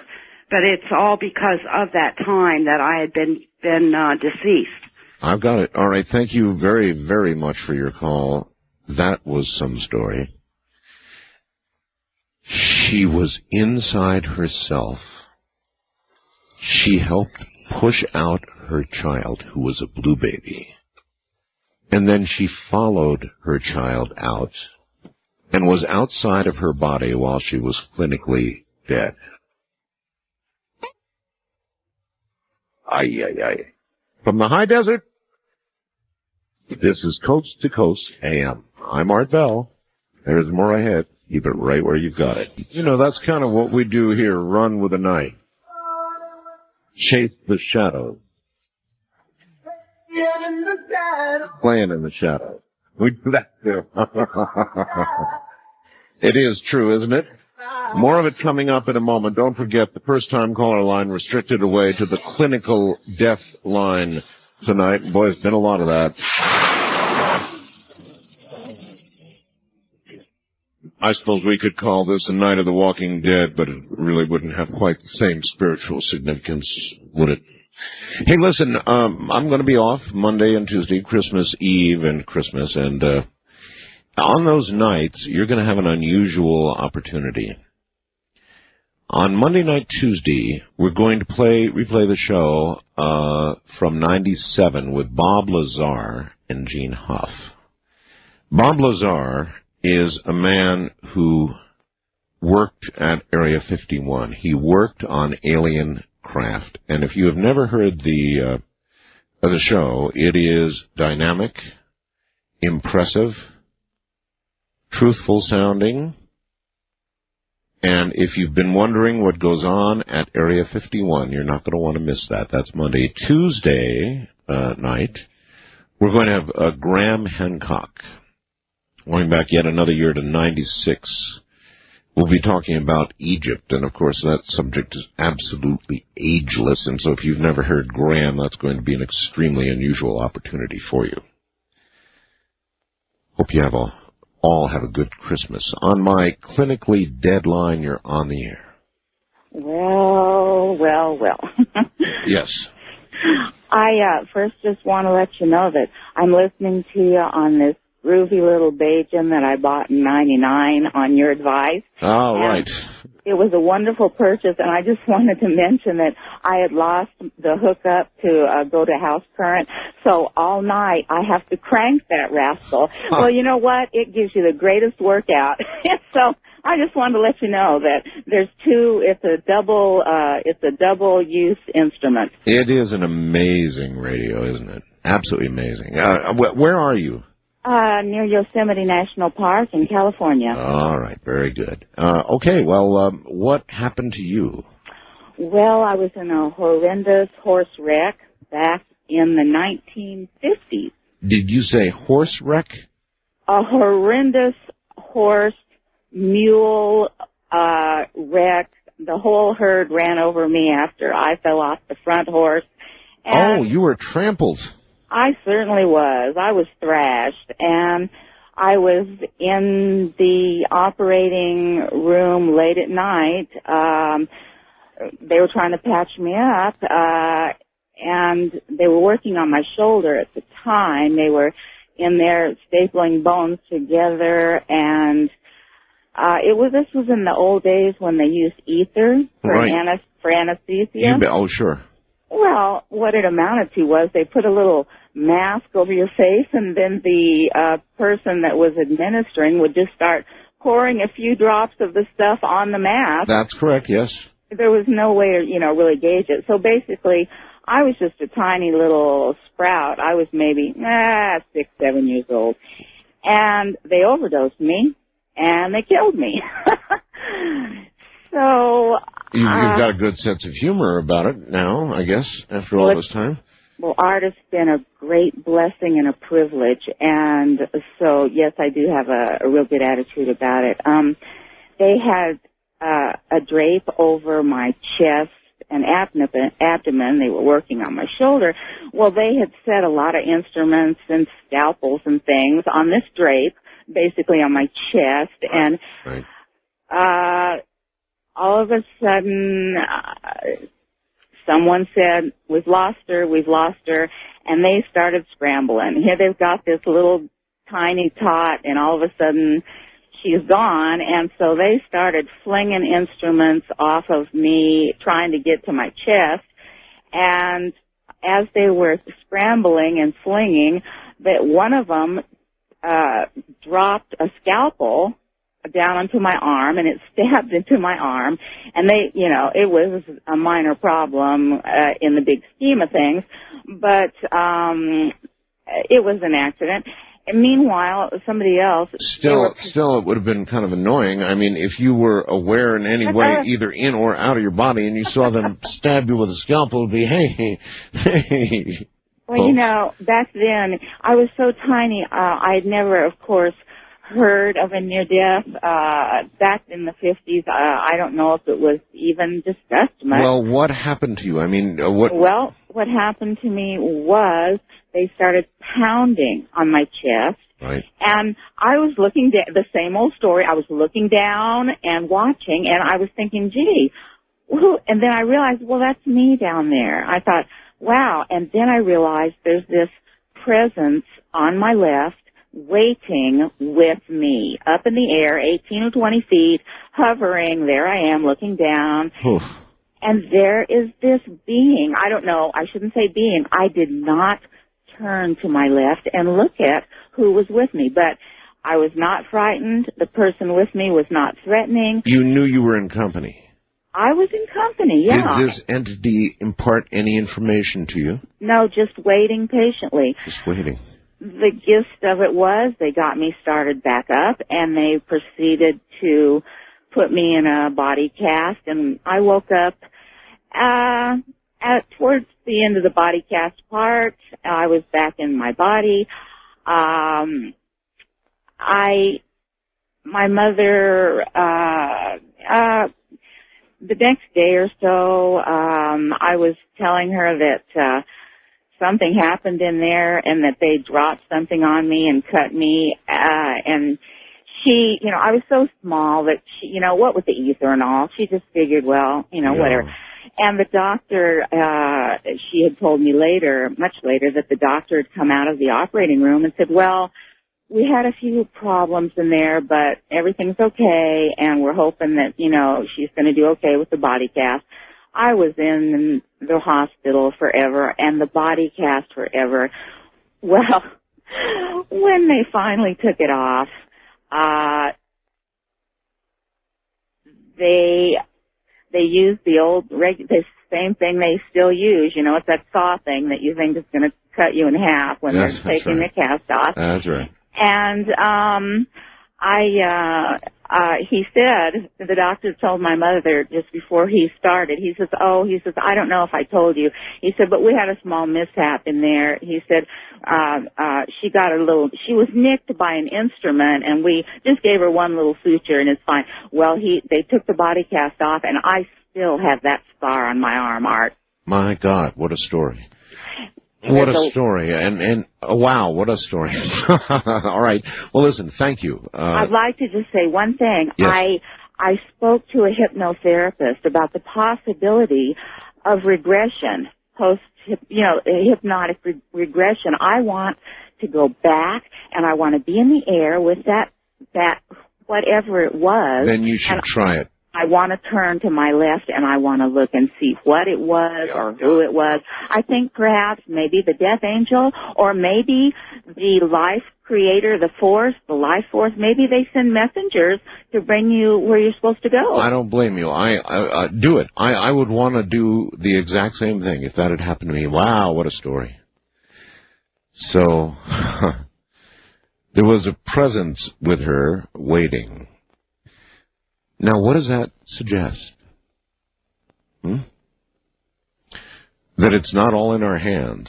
I mean, why would there be a presence there waiting unless it was somewhat unsure, the outcome was unsure?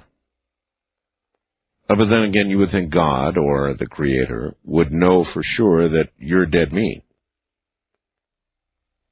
Maybe He doesn't.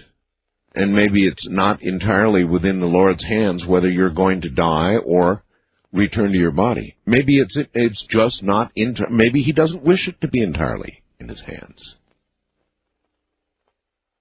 And so there is somebody there just in case the most probable occurs, and you need guidance from there forward. In this case, of course, she didn't. But she was aware enough and knew that they had dropped, in the middle of trying to revive her dead body, they dropped a scalpel and it stabbed her in the arm. Now, like Pam Reynolds, how can you possibly account for these stories without colliding with this wall of, oh my God, there's something on the other side? All this is real. It's not a joke. It's not a wish. It's not a hope. It's not even a faith. It's a fact that there is something beyond. How many stories like this can you hear from obviously a very articulate people who don't sound one little bit like they're making it up, do they? A wildcard line, you're on the air. Hello. Hello? Hi. Hi. No, about Kaku last night. Oh, Dr. Kaku, yes. Yeah, I was thinking, that he did really turn a beautiful story into a horror story. Well... I wonder how many people are buried alive. Well, listen. I respect Dr. Kaku a very great deal, but I said earlier in the program, and I'm going to say it again now, in my opinion, what he rendered up as an answer for the story of, Pam, yes, was not scientific, and I think he would be the first to admit that. In other words, he was grasping at some possible explanation which he had no scientific basis for reaching, and trying to explain away what happened to Pam. And I don't think he gave us anything in science. What he said was, if I heard correctly, well, look, there must be some neural activity, as minor as it might be, going on that they simply couldn't measure. But that's pure speculation on his part. In fact, they were measuring nothing. In fact, there was no blood going to carry oxygen to the brain. There was no measurable neural activity. She was dead.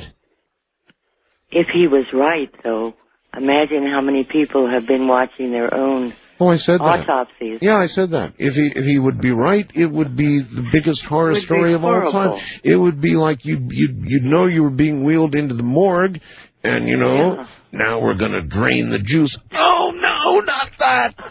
Right? Oh no, that'd be a horror story. But you see, I don't think I believe that at all. Oh, I hope not. Oh, you don't really believe that, do you? I don't choose to believe it. No, I don't. Or how about this? No. You're in an enclosed space, and you can hear your casket being wheeled toward the flames. That's what I was thinking. Oh my God. Yeah. Yeah. Better not to think about it. Thank you. Okay. No, I don't think so. Of course, if Dr. Kaku was right, then that could conceivably be the horrendous result. Yeah, I don't think so. East of the Rockies, you are on the air. Hello. Good morning, Mr. Bell. Yes, sir. This is Raymond calling from South Texas. Okay. I guess it's been the last couple of weeks, you'd received a couple calls, and you said some emails about people being awakened by people calling their names. Oh, yes. I'd recently suffered a minor back injury, and I'd been off work, and during the time that I was off, I had occasion to be in bed quite a bit. Sure. And I had been woken on several occasions by what I perceived to be somebody calling my name. I thought it was probably the medication until the last event, which was the last evening. I work a night shift, and the last evening I was sleeping up until time I had to go to work. While I was sleeping, I was awoke by a voice calling my name, saying time to get up. And my alarm clock is broken, so I was using my cellular phone as an alarm. Right. Anyway, I get up and I look at the cellular phone, and sure enough, the alarm is within probably a minute of time to go to work. So I turn on the light and get ready, and I grab my watch, and I realize that it's not the correct time on my cell phone. Oh. So I guess the significance of this is the voice told me it was time to get up by the incorrect time. Huh. Well, there's a couple of ways to look at this. One is that, you mentioned medication. Right. Medication may disturb your brain to cause you to, hear something false, or, medication may also open some doors that allow you to hear something you wouldn't hear otherwise. Same deal for sleep deprivation or disturbed sleeping patterns. In other words, if your sleeping is very disturbed, you can imagine that you would just have a lot of dreams and vivid stuff, or you can also imagine that it simply opens doors because you're spending more time in the twilight zone of sleep where these weird things occur. Yes, sir. Simple as that. So you can look at it either way. You can take your experience and suggest it was just drug-induced or because you were having poor sleeping patterns, or you can imagine that those things are simply opening doors, allowing you to know things that you would not know otherwise. Either one could easily be true. West of the Rockies, you're on the air. Hello? Hello. Yeah, I wanted to, talk about near-death experiences. You're a little hard to hear, hon. Okay, I wanted to talk about the near-death experience. Near death? Uh-huh. Where are you? I'm in Salinas, California. Salinas, okay. Mm-hmm. Okay, when I was 18, I was experimenting. I never tried any kind of drugs or anything. Yes. But I did find like a cigar in a bag, and I found it in school, so I thought, it was a regular cigar. So I went in the back of my house and I smoked it for a couple, puffs. You smoked the cigar? Yeah, big cigar. And then that was my first time I ever smoked anything. It was my first time. Next thing you know, I went in my house and my family was there and we were watching television. But all of a sudden, something started happening to me. I just became really scared. I could see myself, really looking at myself like a mirror, and I was, it seemed like I was in air, and I was a really small person myself. You know how I look, but I was a small person looking at myself, and I was really scared because I could see myself, and I could see, I could see myself really small. Right. And I've never seen that. I was really scared. So I just started, shaking, and then my family put a blanket on me. I said, I want to be in the dark, I'm really scared. And they put a blanket over me, and they didn't know what was going on, right? Right. And so my family called the ambulance, and I went in an ambulance to the hospital, and because they don't know what was going on with me. And so I was in the hospital the next day, and then, they asked me, well, what happened? Why is it that, you're almost going to die, almost near death? What happened to you? And then I told them, that I had taken... That you had smoked this... Yeah, that I had taken some drug maybe that I didn't know. Do you know what it was? No, I found it in school in a bag, and I just, I just wanted to try. I was 18. I was really very young. And so they just gave me a warning. They said, next See, time that's you what I was try a saying. drug... Maybe 16-year-olds shouldn't drive, even 18-year-olds. I don't know. I mean, you find this bag with a cigar. Ooh, take it home and smoke it, huh?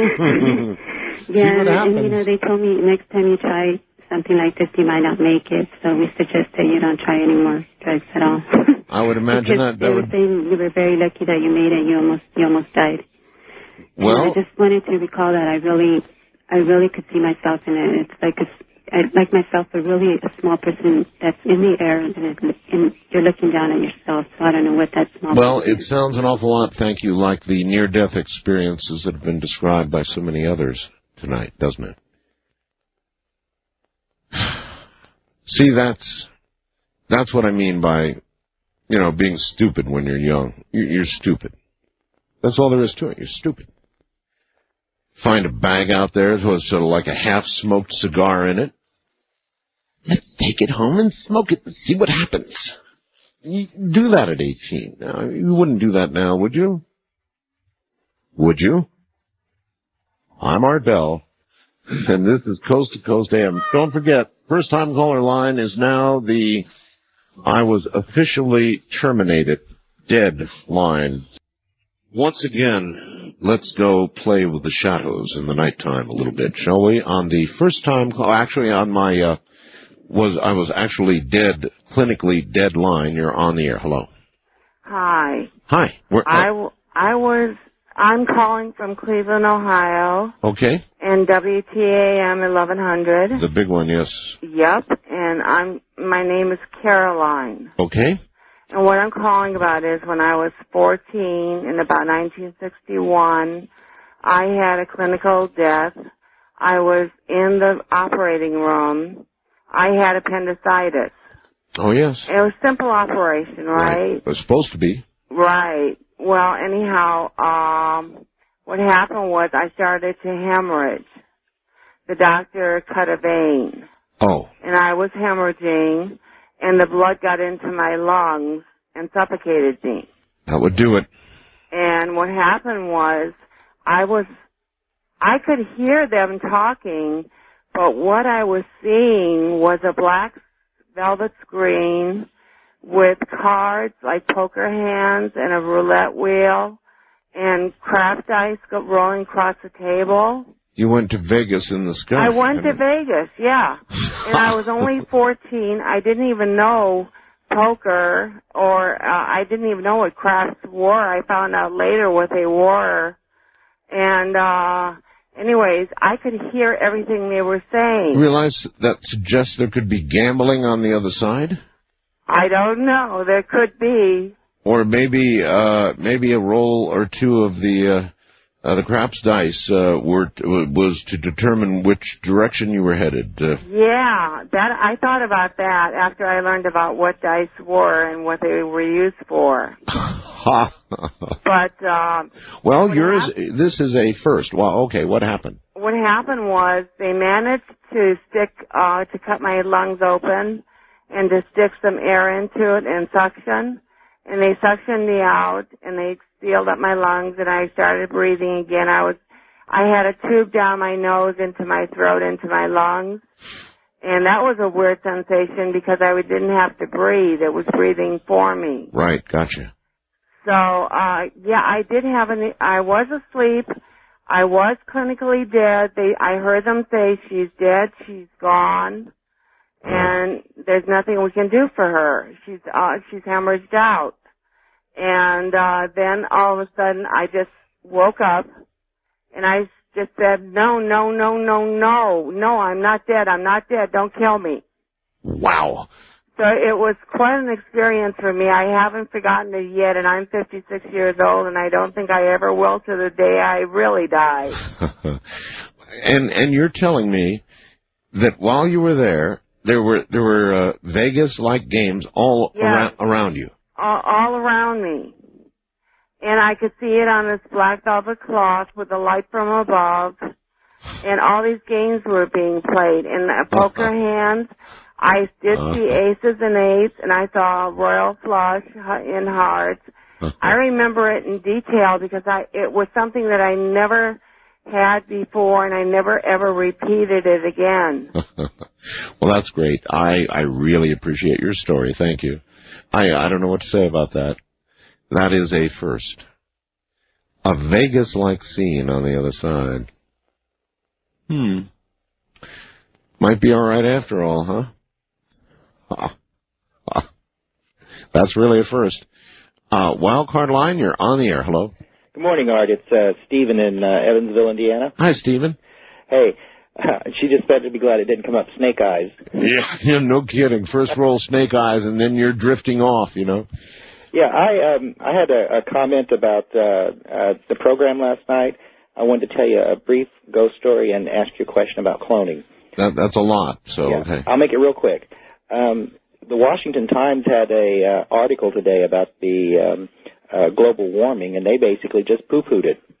Yeah, well. Yeah, they said that it was good for us because we were making money off of the crop that we were growing. But yeah, I'm familiar with those sorts of stories. my ghost story is... They're usually as short-sighted as the nose of the writer that authored it. Anyway, your ghost story? Oh, yeah. I lived with my grandmother until I was 7, and she died. And I was in the funeral home, and I was sitting there looking at her, and she sat up in her casket. She sat up and turned and looked at me. What? And then someone started talking to me, and when I looked back, she was laying back down. Are you sure of what you saw? I'm not sure about that part. No, about her sitting up part? Yeah. I saw that. And that would be... No one else saw it, just me. That wouldn't matter. If you saw it, that would be really not good. I mean, really not good. Wouldn't you scream? No, I wasn't afraid at all. Well, forget afraid for a second, even though, I'd be afraid. But wouldn't you scream to everybody, hey, Grandma's not dead, she just sat up? No, I don't know. I was just totally calm about it.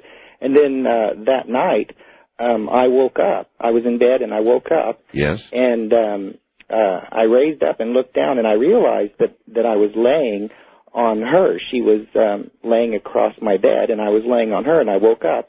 And I said, "Oh, it's okay, Mama," because I called my grandmother Mama. Yes. "It's okay, Mama. Go back to sleep. I'm okay. You don't have to worry about me anymore." Never saw her again after that. Holy mackerel. And I laid down and went back to sleep. Appreciate the story, sir. I don't know what to tell you. Yikes. That would not be, to me, your average reaction, of somebody who glanced over at Grandma who's in the casket, who sits up straight.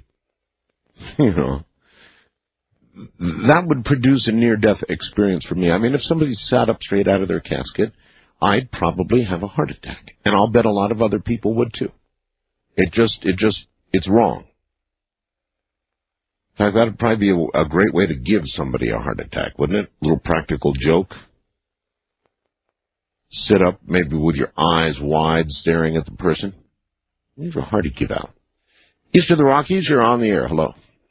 Hello. Hello. How are you? I'm okay. Great. I'm calling from Richmond, Virginia. Yes, ma'am. And my name is Gail. And I was listening to you earlier, and a lady called talking about the waterfall experience she had. Dragged 60 feet, I believe, she said, through a virtual tunnel, yeah. Right. Well, I had something similar to this. This was back when I was 16, about 69.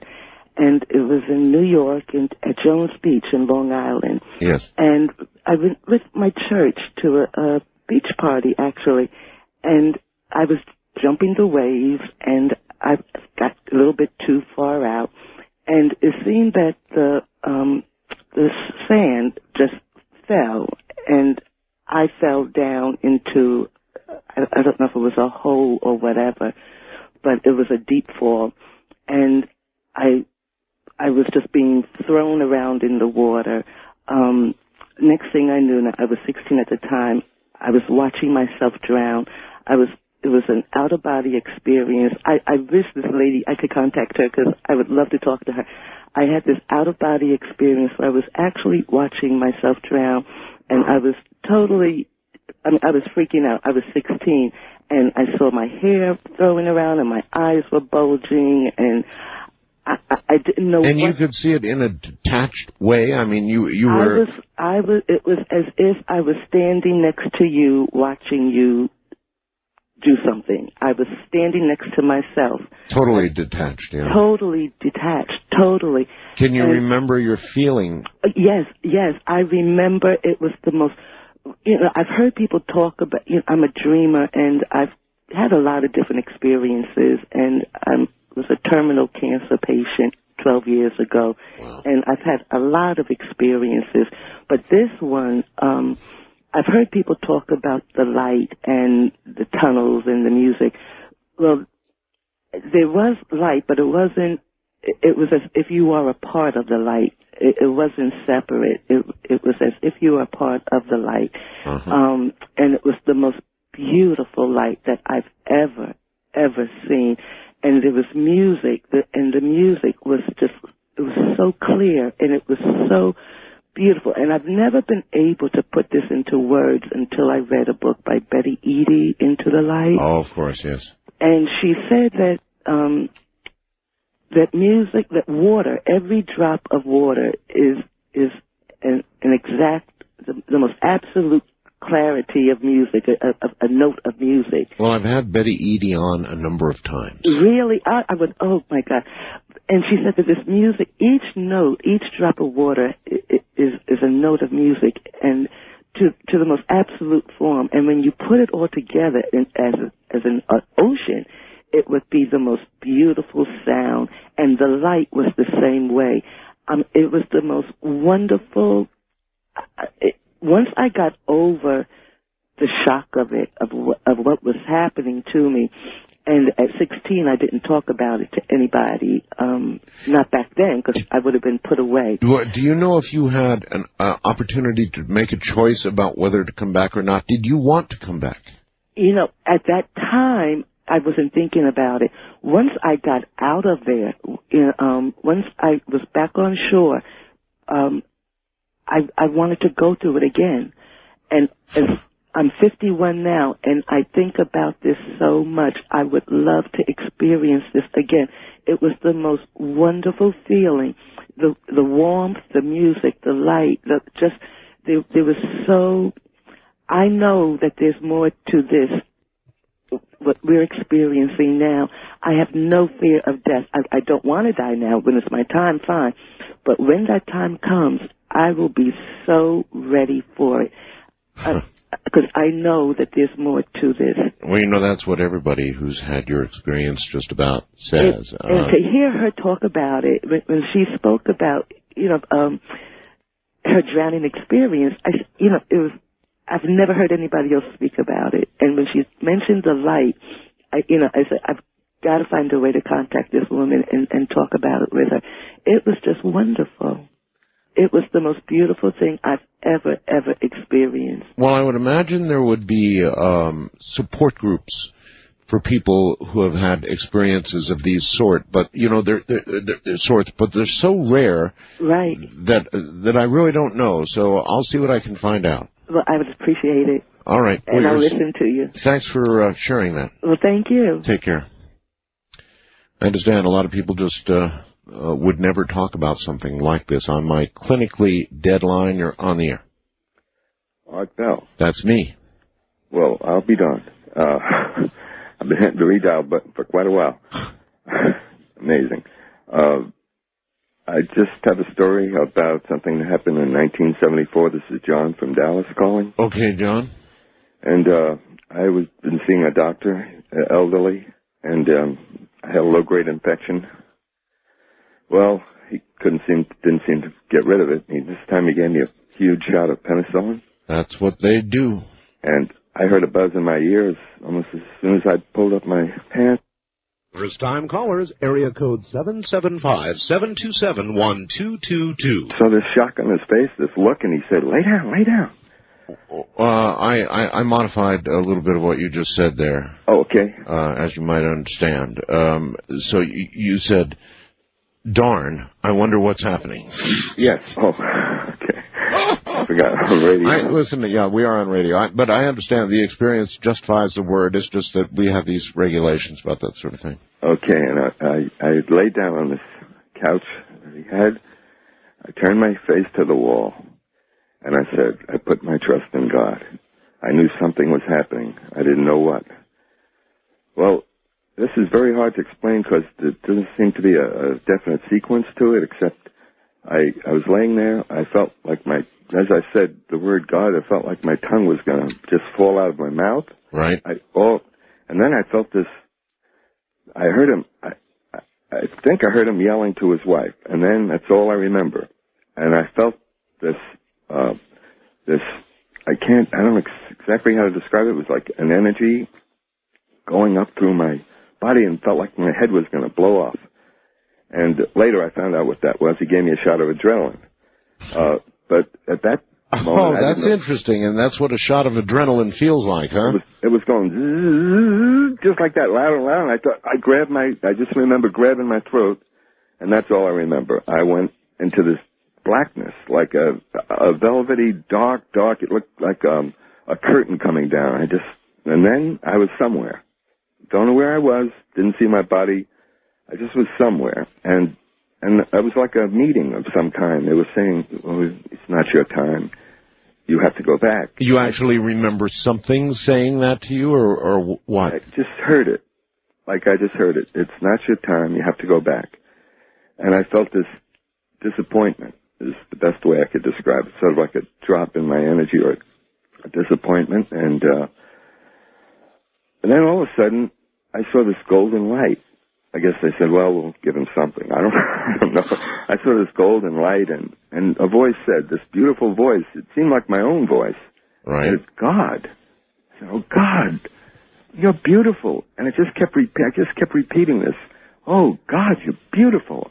And it was just, it was incredible. I just kept saying, oh, God, you're beautiful. As though there are no real words. No real words, but it was words, my words in my head somehow or somewhere.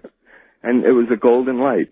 And then from this golden light, it began to diminish, and I saw a light coming forth from it. And it was sparkly, very sparkly, but separated. And then it began to condense into a form, and I said, it's Jesus. Oh, Jesus, you're beautiful. And then it faded away before it became a form that I could recognize exactly. It was more lights, like millions of lights. And then I was aware of people around me. At that point, you were back in your body. Coming back, yes, coming back. And I was aware, and I could see the soul or the inner being of each one, and I were communicating on a mental level, and they were telling me how long they were going to live on, how long they were going to be on the earth plane. Wow. And they were beautiful. I was looking into their beauty, into their soul. Sir, I've got to leave you. I appreciate the story. Thank you so much. Okay, thank you. Take care. Yeah. Good morning, everybody. It's been a very unusual program. Not frequently do you hear what you're hearing tonight. Very, very unusual, actually. On the clinically dead line, you're on the air. Hello. Hello, Art. Hi. My name is Barbara, and I'm calling because I wanted to let you know that I was dead, and I'm agnostic. You're agnostic? Agnostic. You were or are? I am. You are. Okay. What happened to you?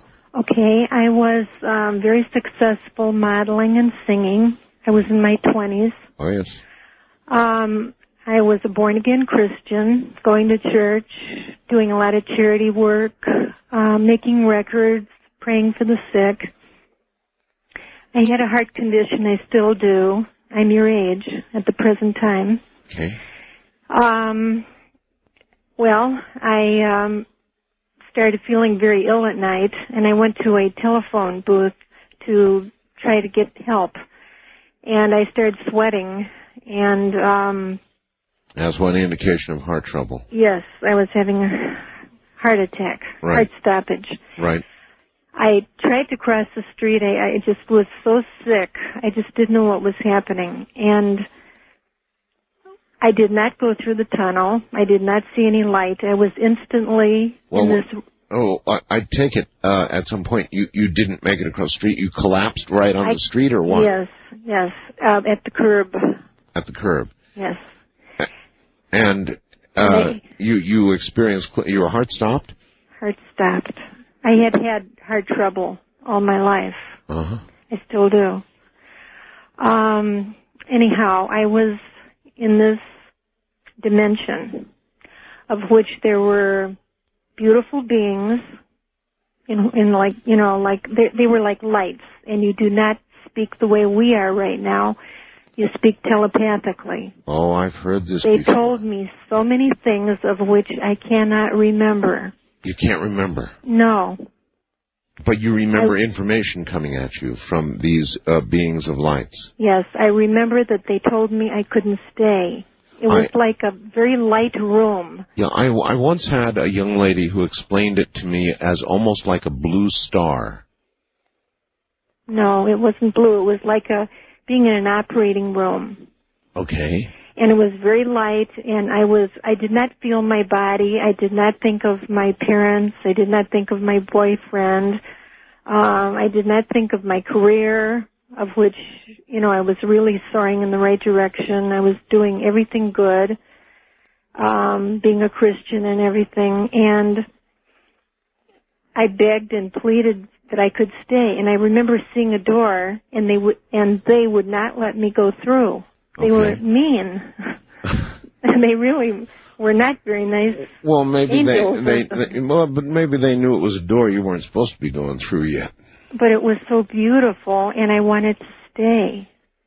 I knew exactly that I wanted to be there. And then they told me, you just can't. And when I came to, I was in the ambulance. My lip was hanging off. After I had won several beauty pageants, I lost my looks. Oh, my God. My hair never came in properly. I lost everything, my money. For all the years, 30 years that I've been on this earth, I have had nothing but bad luck. Never gotten married, have no children. It's been hell. What a story. Out of curiosity, though, even with all of this negativity that's happened to you, yes, having experienced that and knowing that there is something beyond physical death, how can you be agnostic? Because it was almost like as if the beings up there, these entities, yes, they were not angels. They were something almost like aliens, you might say, playing a game.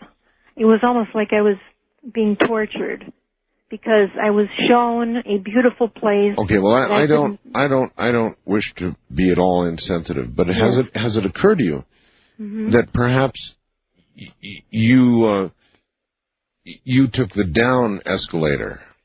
Now, I don't mean that you went to hell, but you didn't exactly, rise up. It was so beautiful up there, and telepathically we were speaking so nicely and everything, but they were stern and very, very insensitive, you might say. And when I was in the ambulance, and I was coming alive, and it was just horrible. All I can say is that what I said was darn.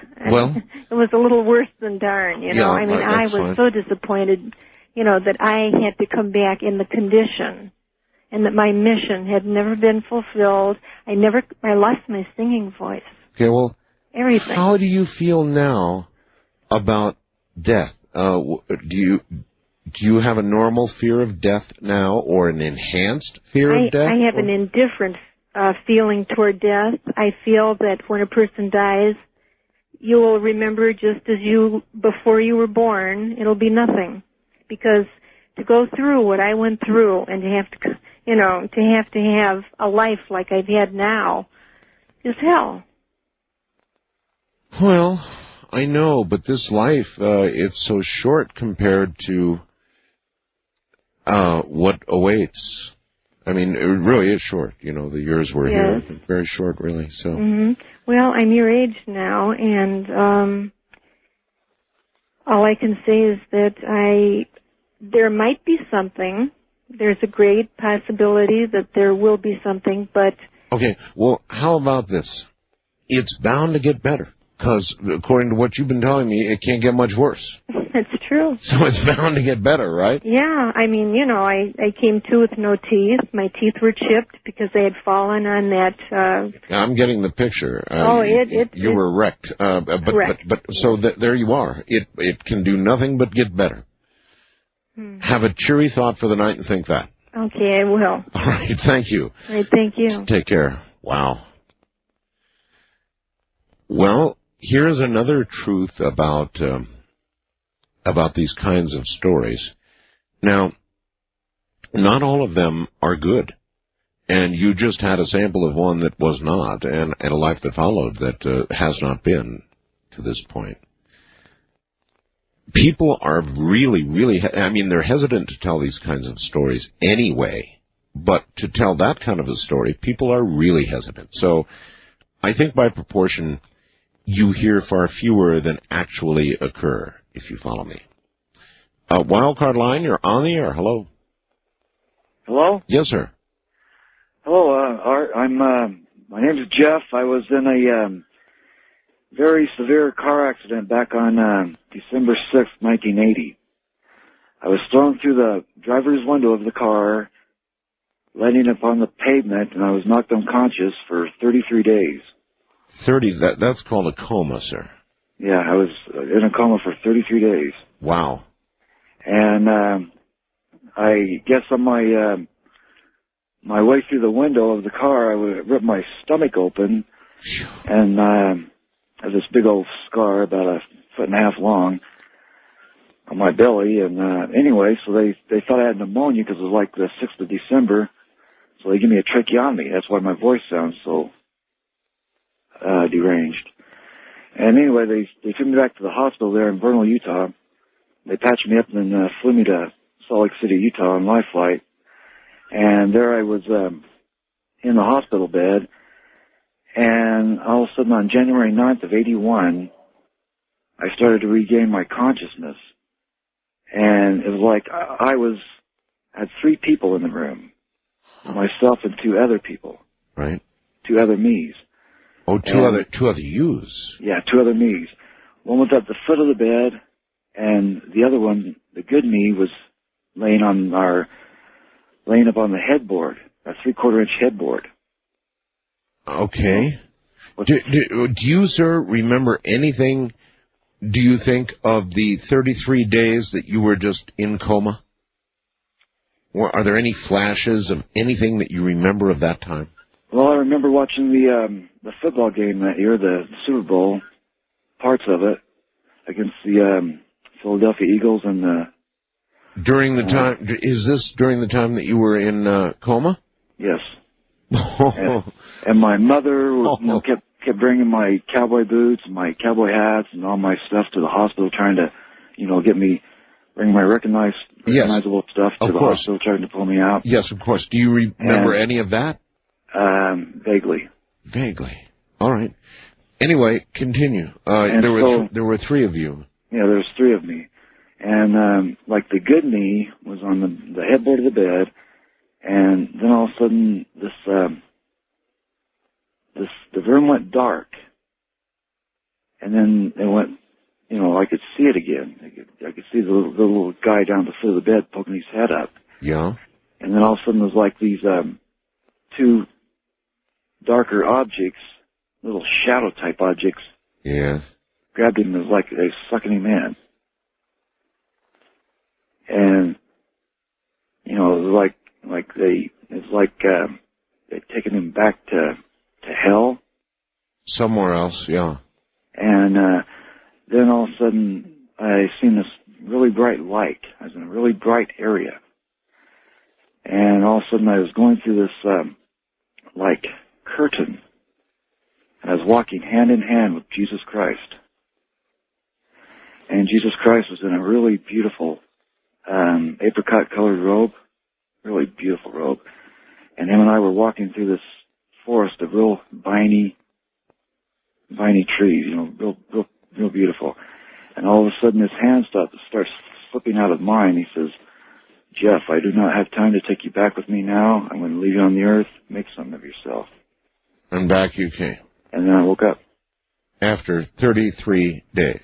Yeah, after 33 All right, well, that's interesting. That's the near-death experience of a Christian. Now, I wonder what would happen if he'd been Buddhist. I wonder if it would have been Buddha. Or would a Buddhist be surprised, shocked, and dismayed to find it was Jesus? You ever wonder about that? I've wondered a lot about that. On my clinically deadline, you're on the air. Hello. Hi, this is Crystal from Nebraska. Hi, Crystal.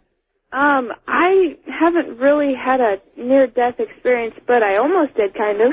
Well, almost did kind of. Yeah. This is an absolute line, Crystal. I mean, clinical death is clinical death. Yeah, well, I had a vision in front of me, and I screamed out a voice. I didn't know where it came from. And that's what happened, pretty much. Okay, well, I'm going to hold it right there, and I understand. But, again, that's a clinical death line. That's a very specific restriction to that line, and I'm not sure that a simple vision qualifies. We're talking about clinical death here, cessation of breathing, cessation of the heart and the pumping of blood and so forth. You know, real clinical death. East of the Rockies, you're on the air. Hello. Hello. Is that me? You, yes. Okay. Hi. This is Frances, and I'm in Clearwater, Florida. Welcome. Thank you. And this happened back in 1988, and I had been very, very close to my deceased grandmother, and she had been on my mind for 2 or 3 days constantly. And I mentioned this to a friend, and a friend told me that when I went to bed that night to ask my grandmother, evidently she had something to tell me, and ask her to come to me in a dream and tell me what she had to say and help me remember it in the morning. Mm-hmm. Now, one of the facts was, regrettably, I was near the very, very end of alcoholism. And when you are like that, you pass out. You don't normal dream, and you don't normal sleep. Blackout So time. I was yeah. not having dreams. All right. And but anyway, I did what my friend suggested, and this sounds gruesome, but it was not frightening at all. I knew it was a message from her. I was sitting on a dusty porch, and there was a real dusty dirt road in front of me, and out of the sky, this little 50 or 60-pound creature fell in the middle of the road, and it was not quite a skeleton, which I assumed was dead. Yes. But it wasn't quite alive. It was starting to miss hair and flesh, and it looked horrible. Oh, brother. But as I looked at it, it raised up and looked at me in the face, and when her eyes connected, I realized that that was me, that I could go either way. I was on the verge. Ay, ay, ay. And, like I said, it wasn't frightening. And the next morning, when I did remember this, I really felt like, my grandmother was saying, please, I'm showing you how close you are. Do something. Well, maybe that was the bottom that most alcoholics talk about, huh? That morning I called AA, but... And away you went. Listen, I'm sorry, I don't mean to cut you short, but the program is ending, and I want to take a moment first to thank everybody for an incredible night tonight, no doubt about it. And also, if I might, to take just a second to wish all of you truly a Merry Christmas. And, of course, we'll be here between Christmas and the New Year for predictions, as we do every year. But I really wanted to say Merry Christmas and leave you with the song that Crystal Gale sang for me. Ta-ta.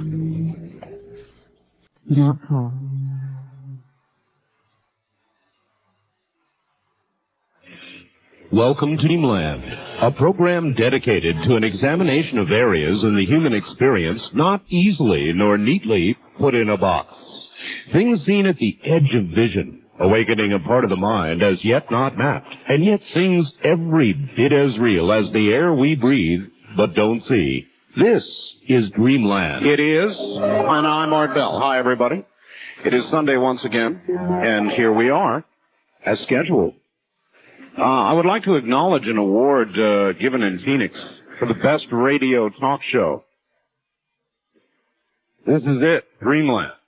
It's a great honor, thank you. It's in the paper down there, was in the paper, and it's a great honor. And I'm sure KFYI is honored to be carrying it. Have it so awarded. Thank you. As a matter of fact, adding to the Dreamland affiliates this week, WSPC-AM in Albemarle, North Carolina, Hello there in North Carolina. WFNT-AM in Flint, Michigan. Now, there's a good place to be, Flint, Michigan. Glad to have you on board. Make that a K, KYLR-AM in Huntsville, Texas. Welcome to the network. And KSYG in Little Rock, Arkansas. Good to have you on board. Rounding out the number of affiliates now carrying Dreamland to a nice, tasty, even 150. So you can tell at the rate at which it is growing, along with the other syndicated show now at 217 affiliates. It's going nuts out there, folks. As usual, Linda Moulton Howe, considered to be the world's expert on crop circles and animal mutilations, will be back into her field, I understand, with a report this evening. And then off into the world of nanodreams, the story of nanotechnology, with Elton Elliott. Elton has done a very great deal of work, has written a number of books, and I think you're going to find it absolutely fascinating. I know I do. So, nanotechnology in your immediate future. But first, of course, Linda Howe. Let me begin, though, by taking care of this. It is a pleasure, and it's kind of right down the alley of Dreamland in a lot of ways, because it sounds high-tech, it sounds unbelievable, but it is true. GMX magnetic water conditioning works.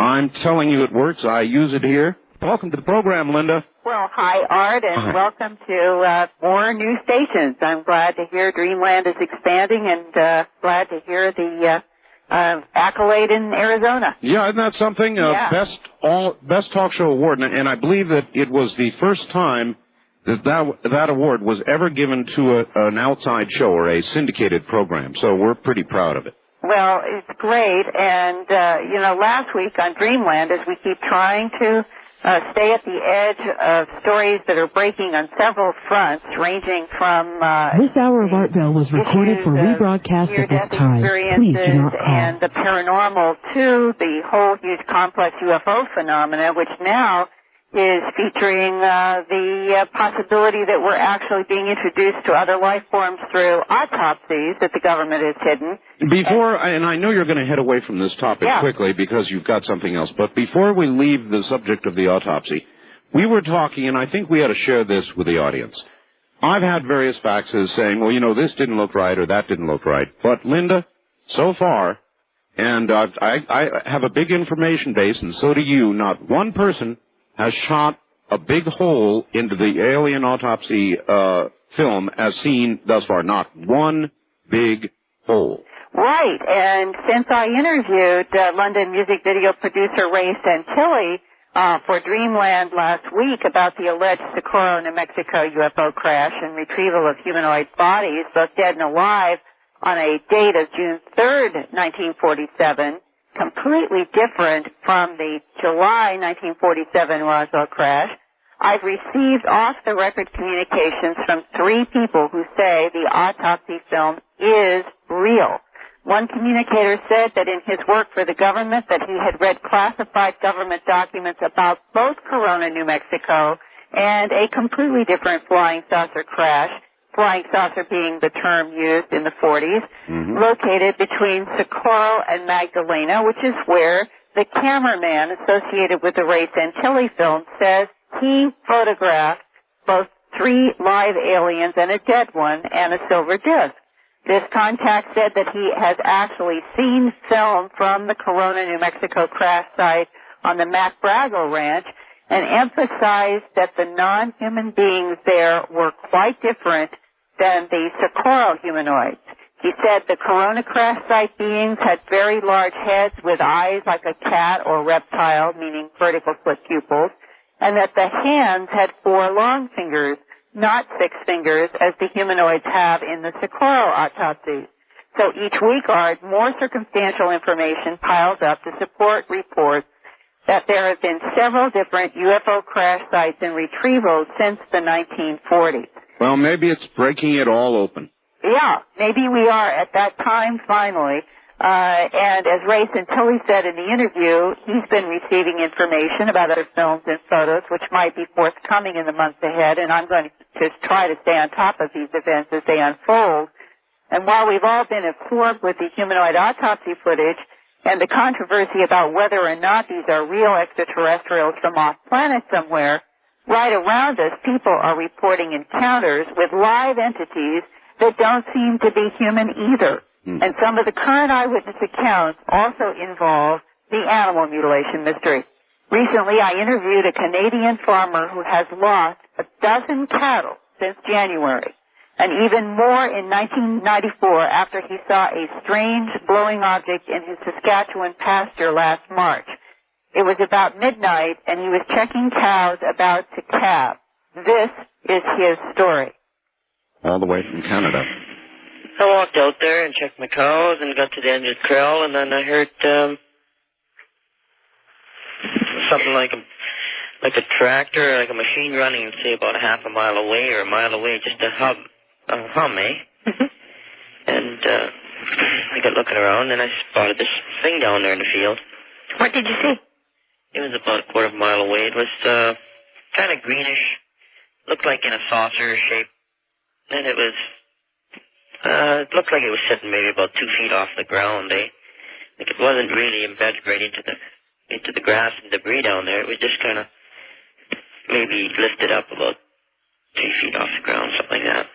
And I just stared at it, and of course the hair in the back of your neck kind of stands up, and it gives you a funny feeling. And I had a flashlight. I never even lit the flashlight because I thought, well, I didn't want to be seen. I just wanted to watch. And then I made some kind of a remark like, what in the hell do you bastards want or something like that from me, eh? You know, I said, real loud, eh? And I just watched it, and I seen two little figures come around on each side of it, like, you know, from the glare from the machine, you could see these two figures in front. It was, you know, like it was dark, eh? What did they look like? Oh, I don't know. They were about, I'd say maybe 2.5, 3 feet tall or something like that. And they looked something like a half dinosaur and half man or something. Like they kind of had long, skinny bodies and longer heads on them, eh? Okay, so something that was sort of lizard-like or reptilian-looking? Yeah, something like that.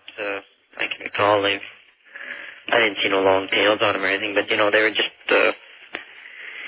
And they kind of just scurried around in front there for half a second and made themselves more or less visible to me. And all of a sudden the thing took off, eh? I can't remember if I talked it before I seen them, or I think I seen them first before I said, what the hell do you guys want from me, you know? Mm-hmm. And then the thing just lifted up, kind of went into a light, like changed into a light color, like, you know, kind of an orangish yellow color. So it went from green to orangish yellow? Yeah.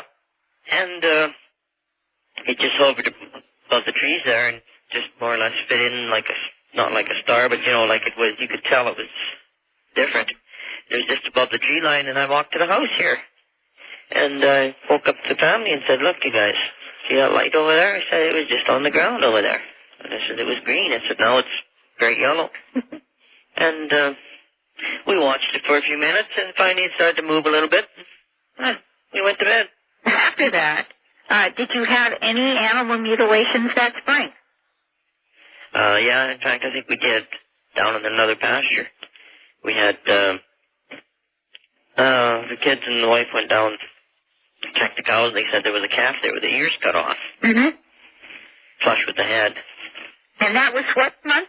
That was in 94 of the summer, I guess. Okay, so not maybe a month or two after the sighting in the... Oh, probably 2-3 months after. Maybe. Okay. Yeah. The calf had the ears cut off. Okay. When they went and seen it. Like, and they come home and told me, and I said the next day, I said, well, let's go look. I said, you know, it's awful odd. 1 or 2 days later. And then we couldn't find... the calf at all? Couldn't find the calf at all, and we found the cow, yeah, and she was dead, eh? She had been mutilated at the back end, and the face was done pretty good on her. And that was the mother of the calf that had disappeared? Yes. And on the head, what was taken from the cow, the mother cow? Oh, the tongue and the jaw, like all the meat back on the jaw and the back end of her. How long have you been ranching and farming in this same farm area? Since about 1970 or 71. Okay, so at least 25 years in the same farm. Yeah. And over those 25 years, how many animals have you lost to this unusual death with excisions of tissue? Oh, we've got to be in the 20s somewhere. We've been, the nearest we can figure it's been probably about, well, we've had 12 this year. So I'd say probably near 20, 24, somewhere in that area over the years. All right, and what's been the average value on the animals that you've lost this year? How many dollars per animal? Oh, probably around the $800 mark or something. So commercial cows, eh? Right. They're not purebreds or nothing, but it does hurt. Yeah, that's about $9,600 or almost $10,000 in animals. In this summer, yeah. Now, are you able to get any insurance money on these animals? Well, Linda, the problem we have here is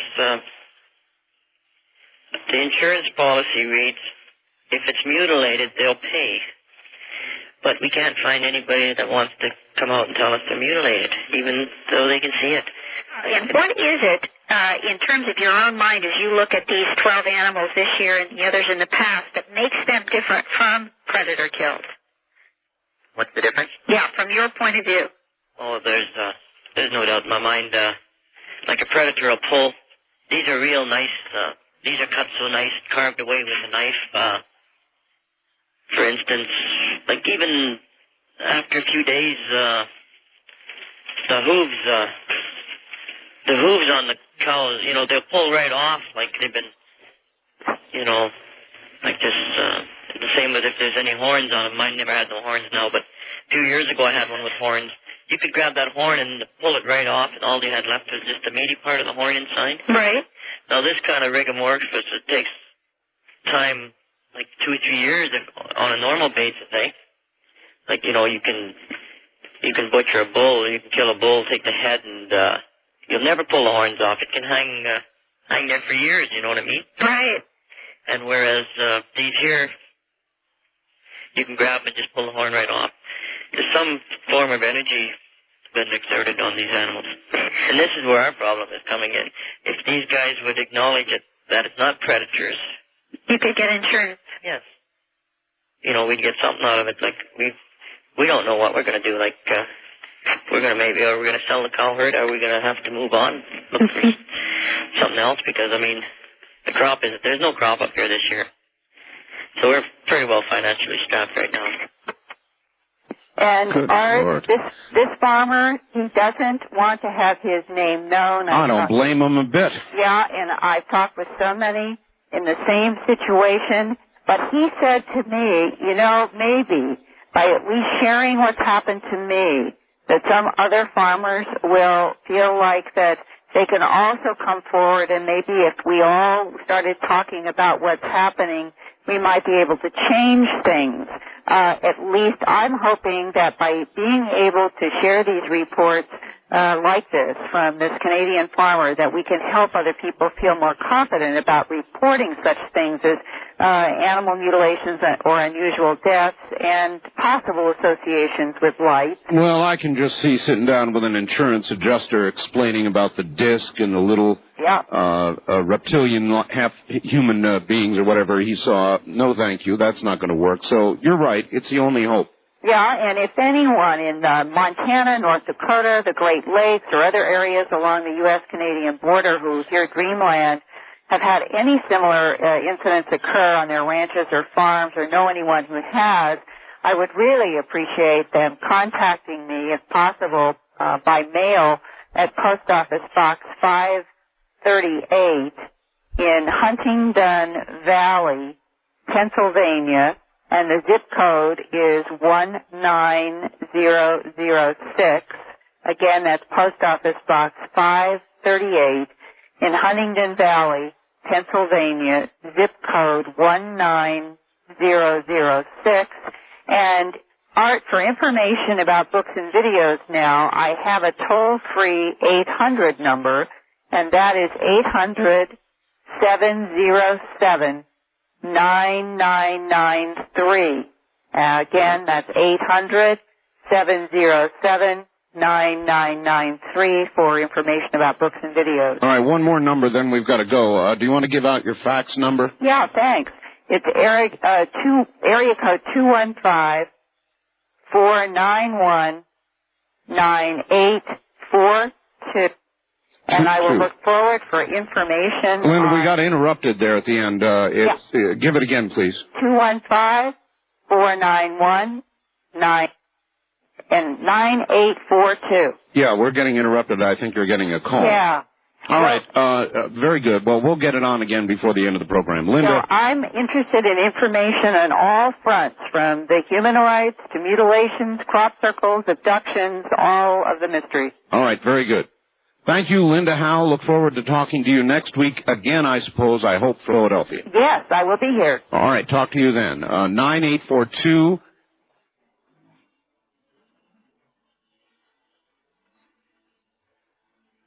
This hour of Art Bell was recorded for rebroadcast at this time. Please do not call. From the Kingdom of Nye, you're hearing Dreamland with Art Bell. To participate in the program, call toll-free 1-800-618-8255. 1-800-618-8255. First-time callers, area code 702-727-1222. Or the wildcard line at 702-727-1295. This is the CBC Radio Network. Oh, it certainly is. And the east of the Rockies line is the only one they're not given. It is 1-800-825-5033. 1-800-825-5033. Now, 09. Now I'm going to read you the back of Nano Dreams. This is Elton's book. Listen to this and let your hair stand on end. Nano Dreams. Welcome to the world of the micro-miniaturized future where all things are possible. But only human wisdom stands between us and unspeakable disaster. Nano Dreams. Virus-sized self that can fabricate a spaceship from seawater, eliminate disease, reverse aging, and increase human intelligence. But devices that can create anything from anything and are too small to detect are of necessity, of course, a two-edged sword. So in your future, imagine nano nightmares. Microscopic assassins that self-replicate like a plague as they skip from body to body, searching for that one special victim or racial type. Devices that are physically invade high-security computers and hack them into little data bits. Nanomachines that go anywhere, do anything, and have no mercy. Pretty chilling stuff, huh? Elton Elliott. He is a graduate of Willamette University, class of 1980, lives in Kaiser, Oregon, with an ever-expanding family of computers. He is many, many times published. His stories have been nominated for the Nebula Award. Dr. Gregory Benford, in the science column of in the May 1995 issue of the magazine of Fantasy and Science Fiction, called his anthology Nano Dreams a good example of firm thinking.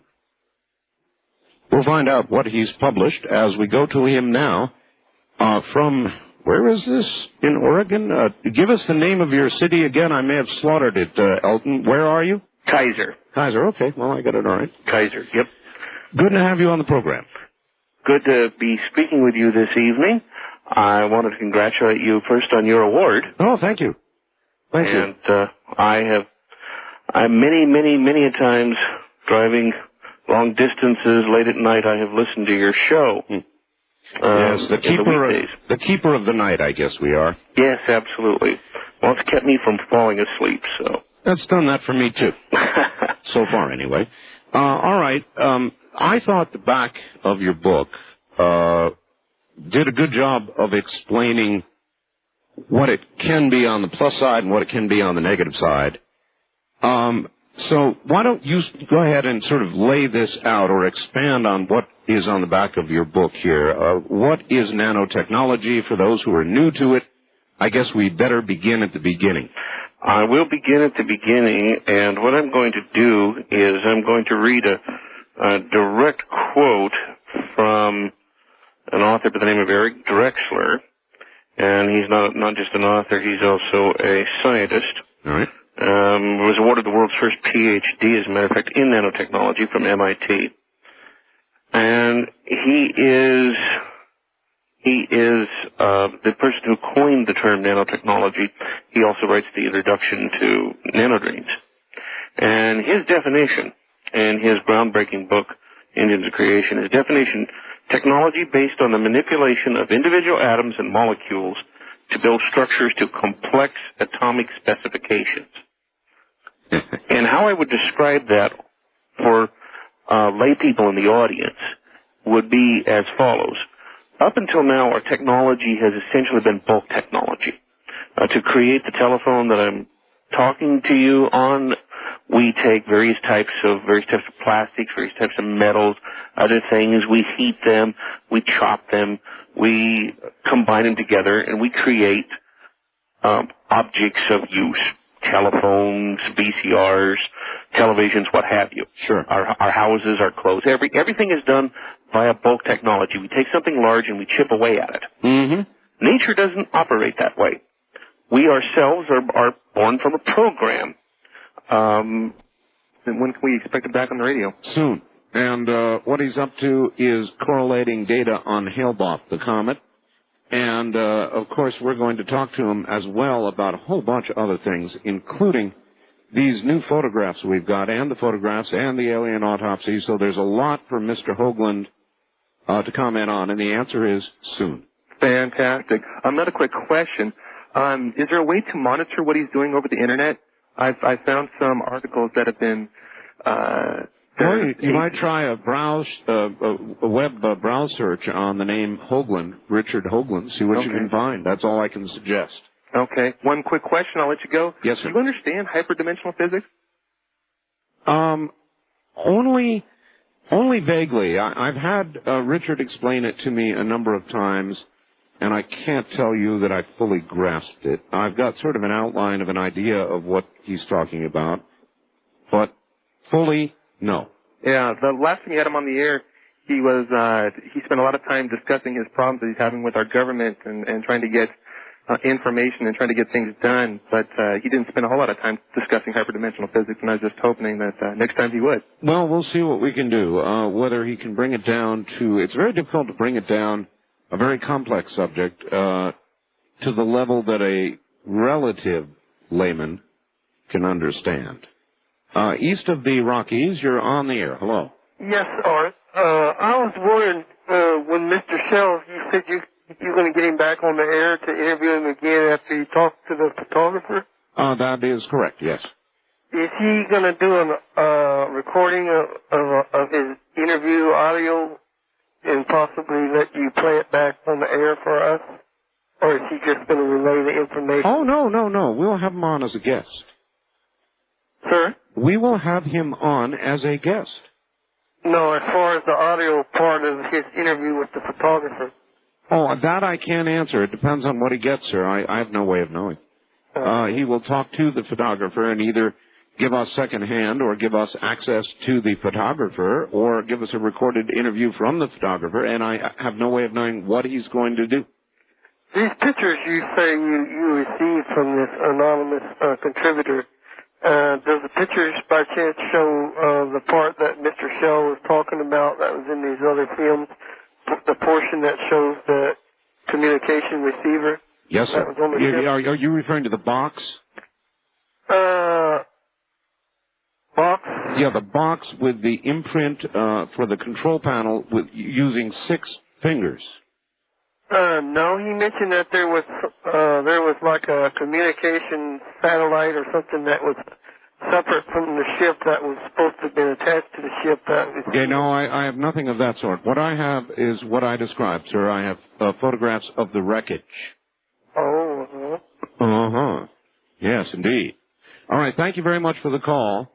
And again, because this is so fresh and so immediate, I want to take a second out to tell you, as soon as I'm off the air, and I'm about to be off the air, I'm going to quickly arrange to send these photographs to the bulletin board and John Byron. He is going to get them up there immediately for you.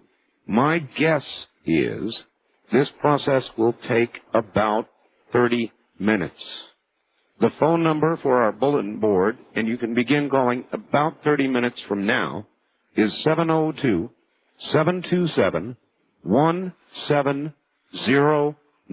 if you have a computer. Now, if you would like to subscribe to our newsletter or get a copy of the incredible Bob Shell interview, you can call right now, 1-800-917-4278. As you say, from bulk to get something smaller and functional, a machine. Mm-hmm. Nanotechnology starts at the bottom at the molecular level. And builds up. Kind of like, like nature. Exactly. Nanotechnology may not be, we may not do it exactly the way that nature does it, but we know that molecular technology, which is really what this is, another term for it, molecular nanotechnology, we know that it works because nature already does it. That's a key factor. And that's one of the things that a lot of people miss when they first hear about this technology. So therefore, once you get accustomed to the notion of shall we say, operating from a program, for instance, you could take, and let's talk about a house. All right. Our houses today are remarkably inefficient. I mean, they're nice caves. They protect us from the elements, but at tremendous cost. How about the notion of smart bricks? Okay, the notion of bricks pre-programmed, for instance, to in the summertime, in the coolness of the evening, to let the cool air in, to open their pores. In the middle of the day when it's hot, to close their pores. Wow. Period. Wow, that's incredible. In other words, well, all right, let me try to understand. And I'll give credit to Dr. Arnold Andrews at Sandia National Laboratories who came up with that notion. All right, smart bricks. Let's explore the notion for a second. Let's say we had a smart brick. Mm-hmm. What have we got on our hands here? Do we have a machine, or do we have some kind of living organism? We have something. We're going to have to come up with a new term. It's not specifically a living organism. It is a little different than a machine. I would say it's the difference between hardware and software. Hardware, once again, is both technology, but a software program in a computer is actually, as far as I'm concerned, the first beginnings of the notion of molecular technology happened with computer software. You're stretching my mind. Let's stay with the brick. In other words, how does the brick, how is the brick programmed or different from a normal brick in its ability to let air through? The brick would be designed with computers, onboard computers inside, very, very tiny, very small molecular computers and it just basically does it to any preset temperature. And you can control this by just essentially by voice augmentation. You can just call out, let's say, for instance, that it's a beautiful sunset and you want to see it from every area of your house. Suddenly those smart bricks are now transparent. Oh, my. Elton, how far away from such technology do you think we might be? Well, a saying which has been credited to a gentleman by the name of Roger Arnold, who I've never met, but I've heard it's been credited to him. He said, if we're lucky, we'll have it in 30 years. If we're unlucky, we'll have it in 10. That's a way to put it, all right. And that of course, introduces us to the negative side of the possibility of nanotechnology. But before we go to the negative side, here's a fact. So I've got a lot of people. This is from all the way up on Kodiak Island, Alaska. Okay. And it's a question for you.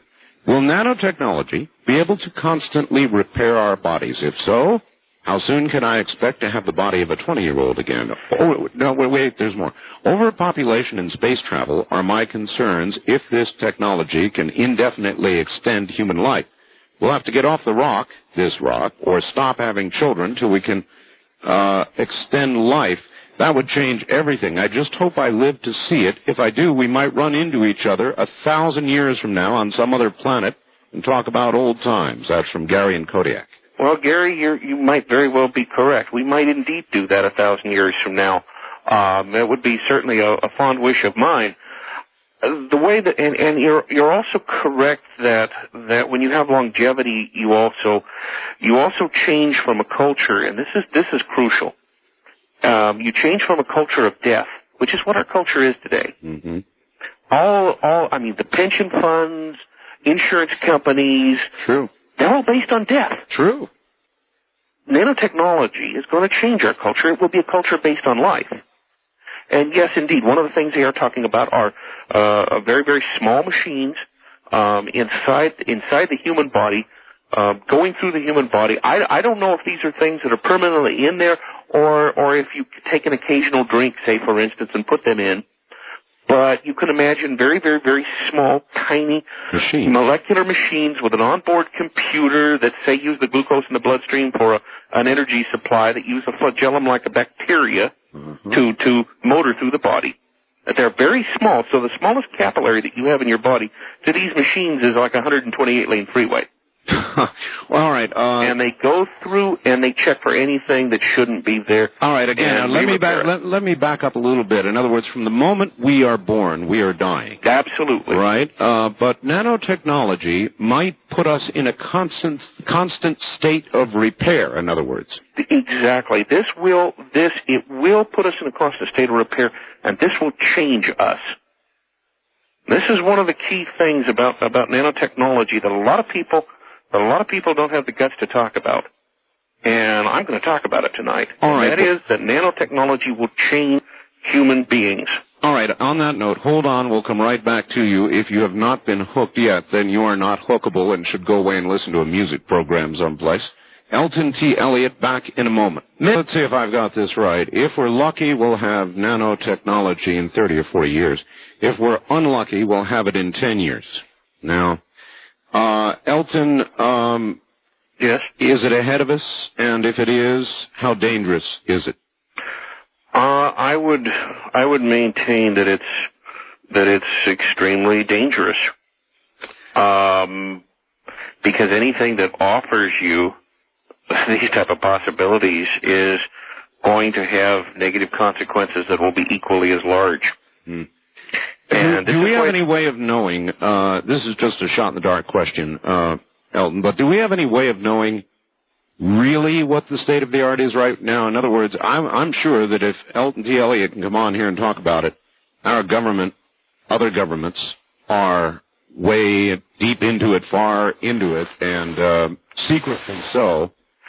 Actually, what's really fascinating about this technology is how it snuck up on everybody, or at least the possibilities of this technology.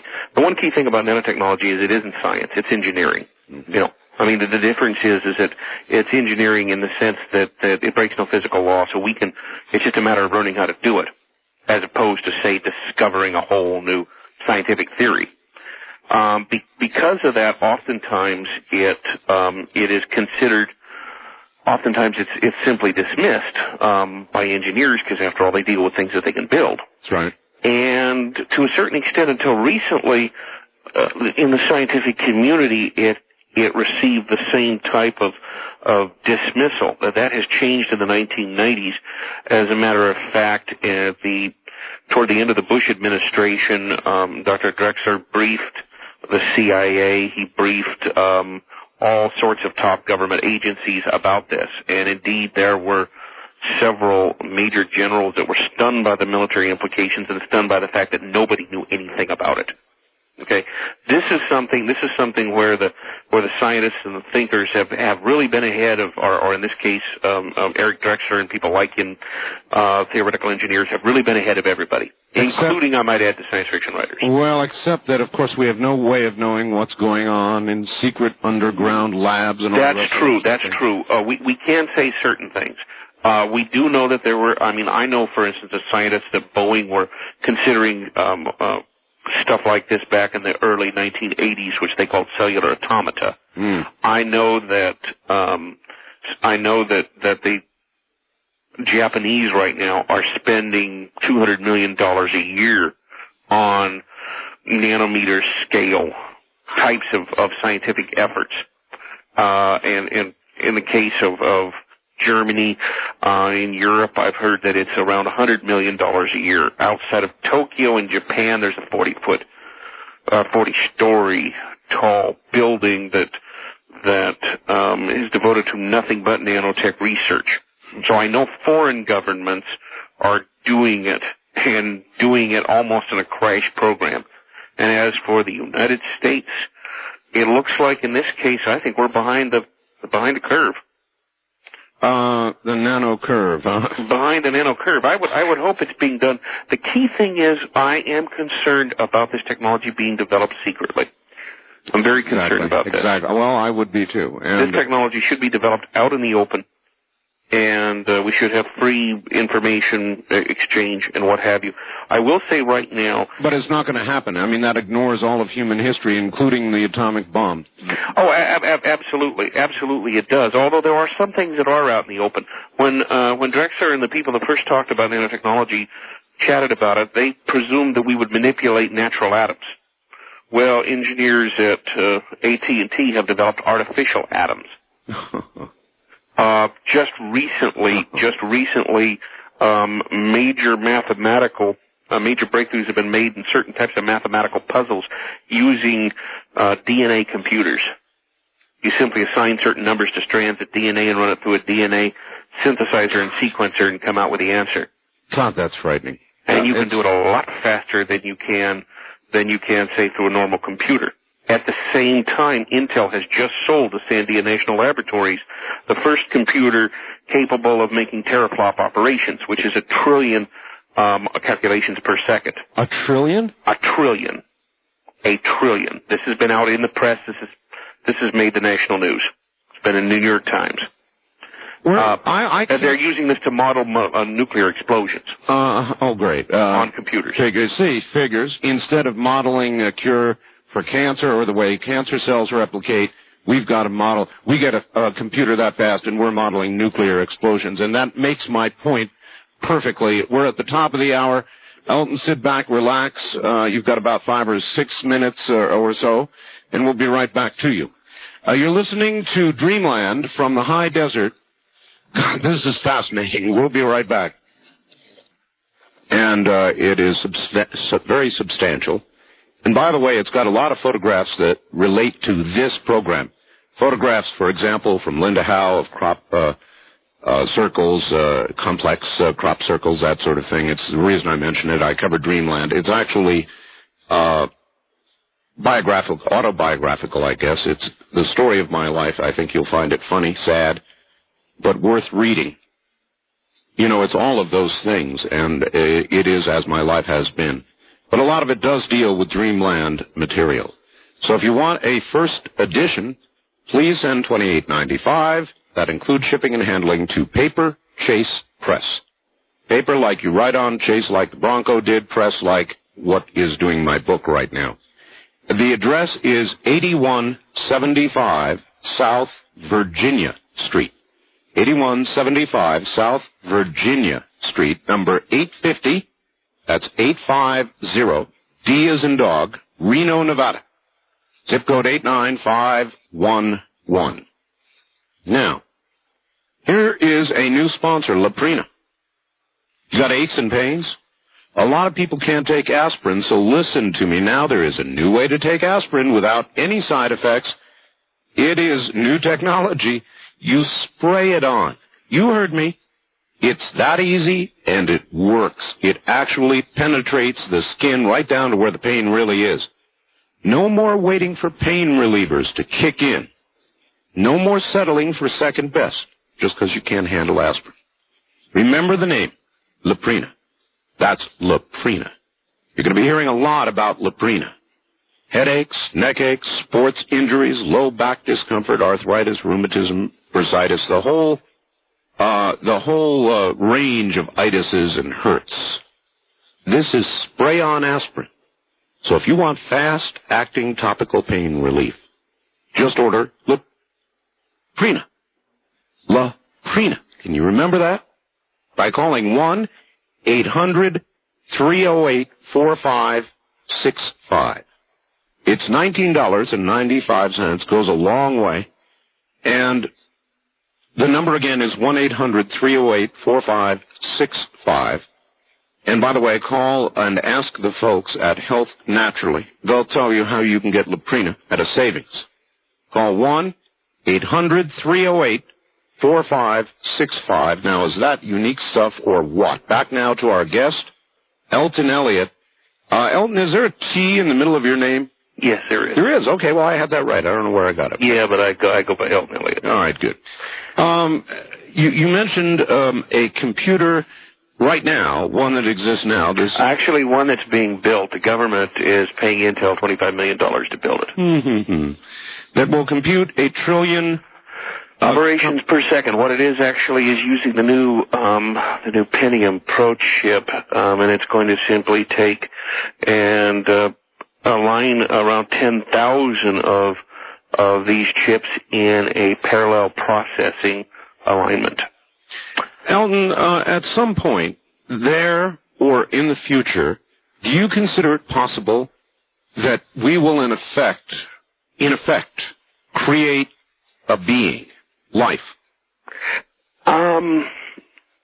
It may be possible to create something like that. The reason why I hesitate is because I listened to Mr. Ostman talking last week. That's right. And some of his comments and some of the comments the viewers made about life and how special it is.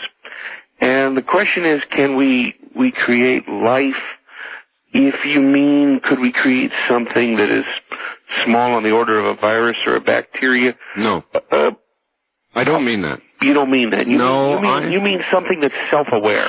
Well, let's get into it this way. I'm going to ask you the same question I asked him. As processing gets faster, storage gets more massive, faster and faster and faster and faster we go. At some point, is it not likely that we will create something that is creative? That's the only way I can put it, creative, and then perhaps aware. The question is, I think there are at least two different ways to go, and I suspect human beings, being human beings, will use both. I think we'll probably create what would be termed artificial intelligences. Okay, there's been a lot of effort on that in current computers anyway. At the same time, we're going to do something else. We're going to intellectually and otherwise physically augment ourselves. Yeah. Now this is very, very important. We are the last generation that will be recognizably human. Oh my. Oh yes. Are you really? If nanotechnology happens, we will be the last. Atom has been designed by scientists at AT&T, and I believe it's being held together, if I'm not mistaken, by an electromagnetic bottle, and the atom in question. Okay, I'm quoting now from Ed Regis's book Nano. The atom in question was actually an empty space within a gallium arsenide crystal, to which electrons could be moved one at a time by the application of a light magnetic pulse. So that's the answer. Oh my. All right. Back to the phone lines. East of the Rockies, you're on the air with Elton Elliott. Where are you, please? St. Louis. came in. Hi, Art. Elton, could an implanted computer chip change our thought processes? And like to become maybe politically correct, like the government would like us all to be? Yes. That's an extremely good question, that's an extremely scary piece of speculation. I certainly hope not. I will say, however, that what fascinates me is the crudity with which most so-called alien implantation devices that you read about in the UFO technology, how crude they are compared to nanotech. I mean, if this is an advanced alien civilization, it seems like they've had a long time to come up with something better than what we've seen. Maybe we're the ones that are going to make all the developments. We're the ones that are going to spread from this planet to others. Maybe we are going to be the masters of the universe. That's maybe as scary as alien intervention, isn't it? Well, it is, because I've always had this dark thought that whoever has the power will enslave. And, again, I'm sorry to say all of human history is on my side. West of the Rockies, you're on the air with Elton Elliott. Where are you calling from, please? I'm calling from Salem, Oregon. Salem, all right. Yep. What's your question? I have, well, first of all, turn your radio off. Yes, sir. All right, go ahead. All right, I'd like to talk to Elton Elliott. Yes, go ahead, sir. Curious, do you consider this a devolution or evolution of humanity? Good question. Well, that's a very good question. A lot of it's going to depend upon what we do with this technology. Okay, I think anything like this, like I said, that's this powerful, has the chance to be used for either ill gain or good gain. Okay, but I would say right now that change is a very unsettling thing. The older you get in life, the more that the things you remember as a child are comforting to you. And nanotechnology promises radical change, and change that could happen on the order of not years, but days, minutes, hours. That's the thing I'm really the most worried about. All right. East of the Rockies, we don't have a lot of time. If you have a quick question, where are you calling from, please? Minneapolis, Minnesota. And I'd like to know if it isn't abused, could it be a cure for AIDS if they didn't use the technology? All right, thank you. AIDS, you mentioned AIDS. We talked about AIDS. Absolutely. There's a pretty direct, immediate application for nanotechnology with regard to AIDS. With regard to AIDS, absolutely. I would think that should be one of the major areas of research once we come up with an effective molecular assembly breakthrough. Would be simply to go through and to determine where that virus is in the body, what the damaging effects it's doing on the cells, and simply stop that process. Now, this is one of the areas where the Human Genome Project is going to help, because it's going to give us a genetic blueprint of the body. I understand the AIDS virus manages to attach itself almost in a incredibly perfect manner to the cells that it destroys. It's really suspicious, isn't it? Yeah, well, it is. And nanotechnology, one could imagine, could step right into the middle of that process. Absolutely. Uh-huh. All right. Well, this is really something. Elton, stand by. We're headed again toward the top of the hour. I'm Art Bell, and this is a program called Dreamland, dealing with things like you're hearing this evening. That's why we're here. Happy to be here. So from the high desert, don't go away. We'll be right back. It was recorded for rebroadcast at this time. Please do not call.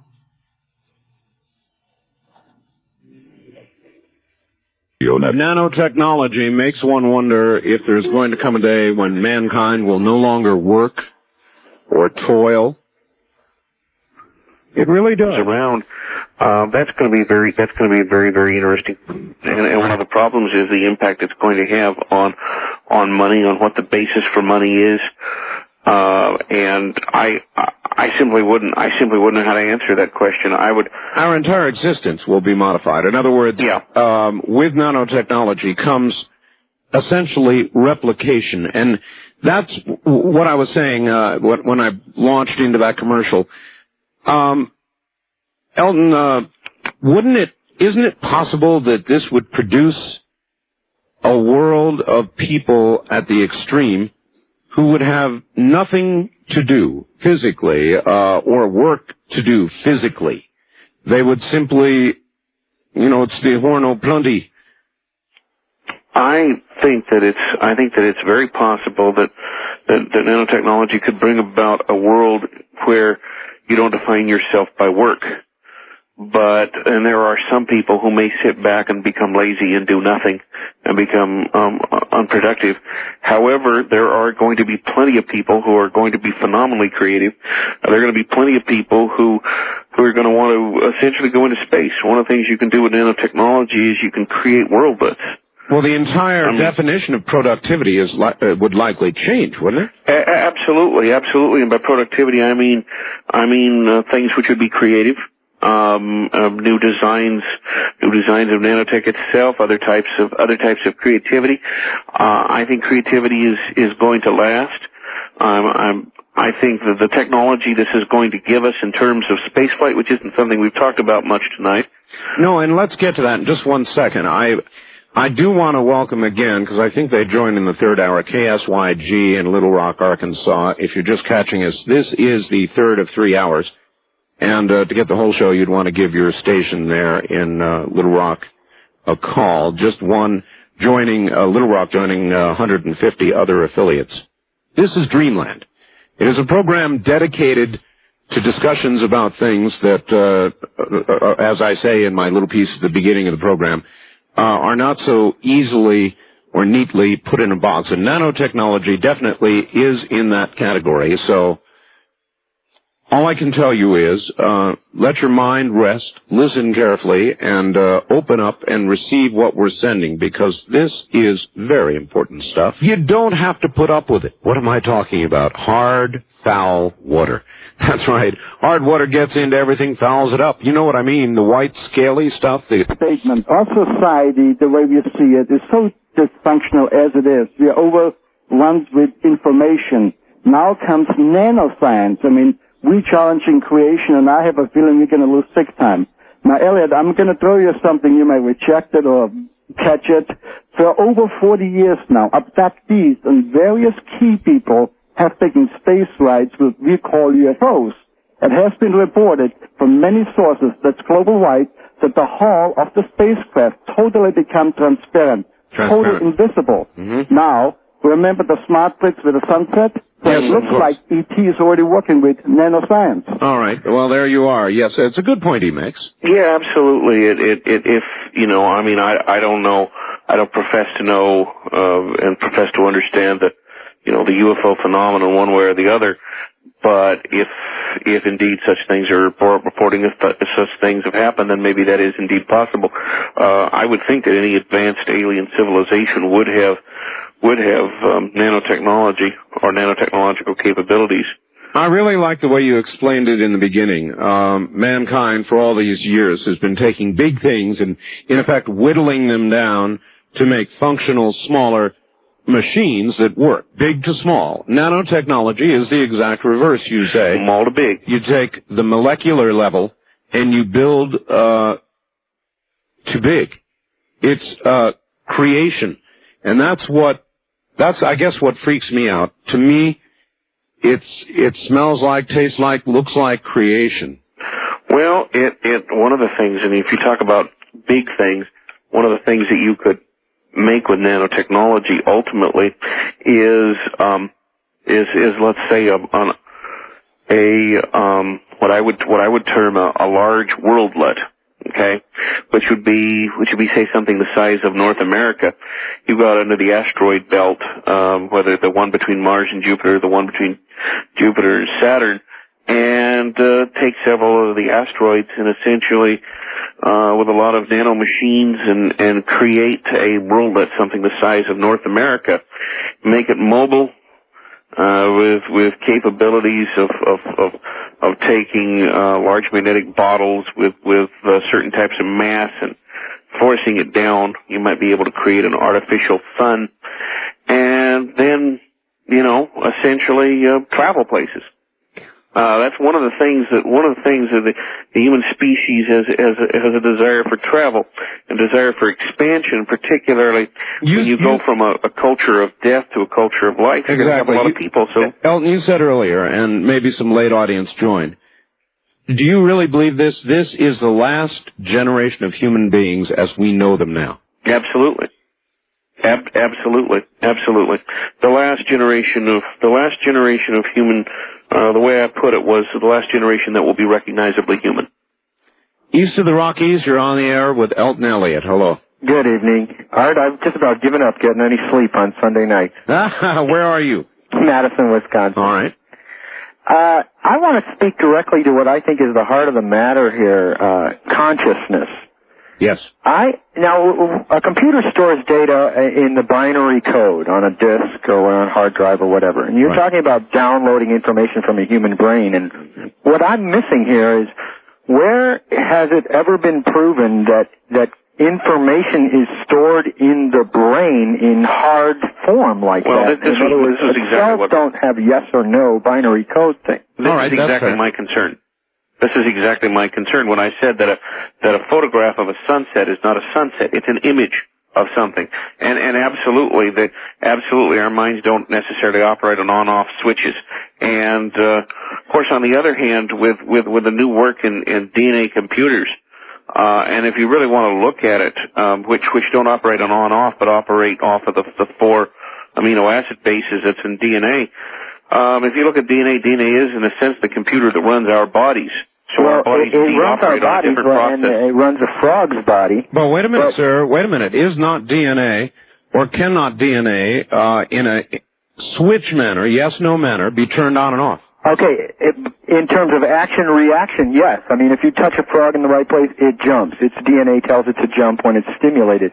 But you see, I think we're getting right to the heart of what the difference is between mankind and the rest of the life forms on this planet. All right. Well, good. Well, I would say that, like I said, I've never been sanguine about the notion of just downloading somebody's mind into a machine.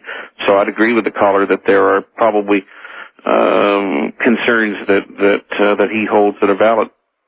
Well, the only thing I would offer is that a lot of times the only thing that prevents up or downloading is the right interface. Mm-hmm. Well, and that's also a very interesting point. Yes. And this entire thing, when you talk about creating life, and one of the concerns that I have, and I come from a background, my parents were very, very Christian. So I come from a very strong Christian background. Then you must be challenged by just all over the place. I am challenged all over the place by this. Yes, indeed, I am. Absolutely, and I would say for those out there who are Christians, if considering what I've said about this is the last generation of humans that are going to be last generation is going to be recognizably human, then it kind of puts a timetable for the second advent, if you believe that. Or some sort of divine intervention. All right. East of the Rockies, you're on the air with Elton Elliott. Hello. Hi, Art. Extend Dreamland. This is Owen in Princeton, Minnesota. Hi, Owen.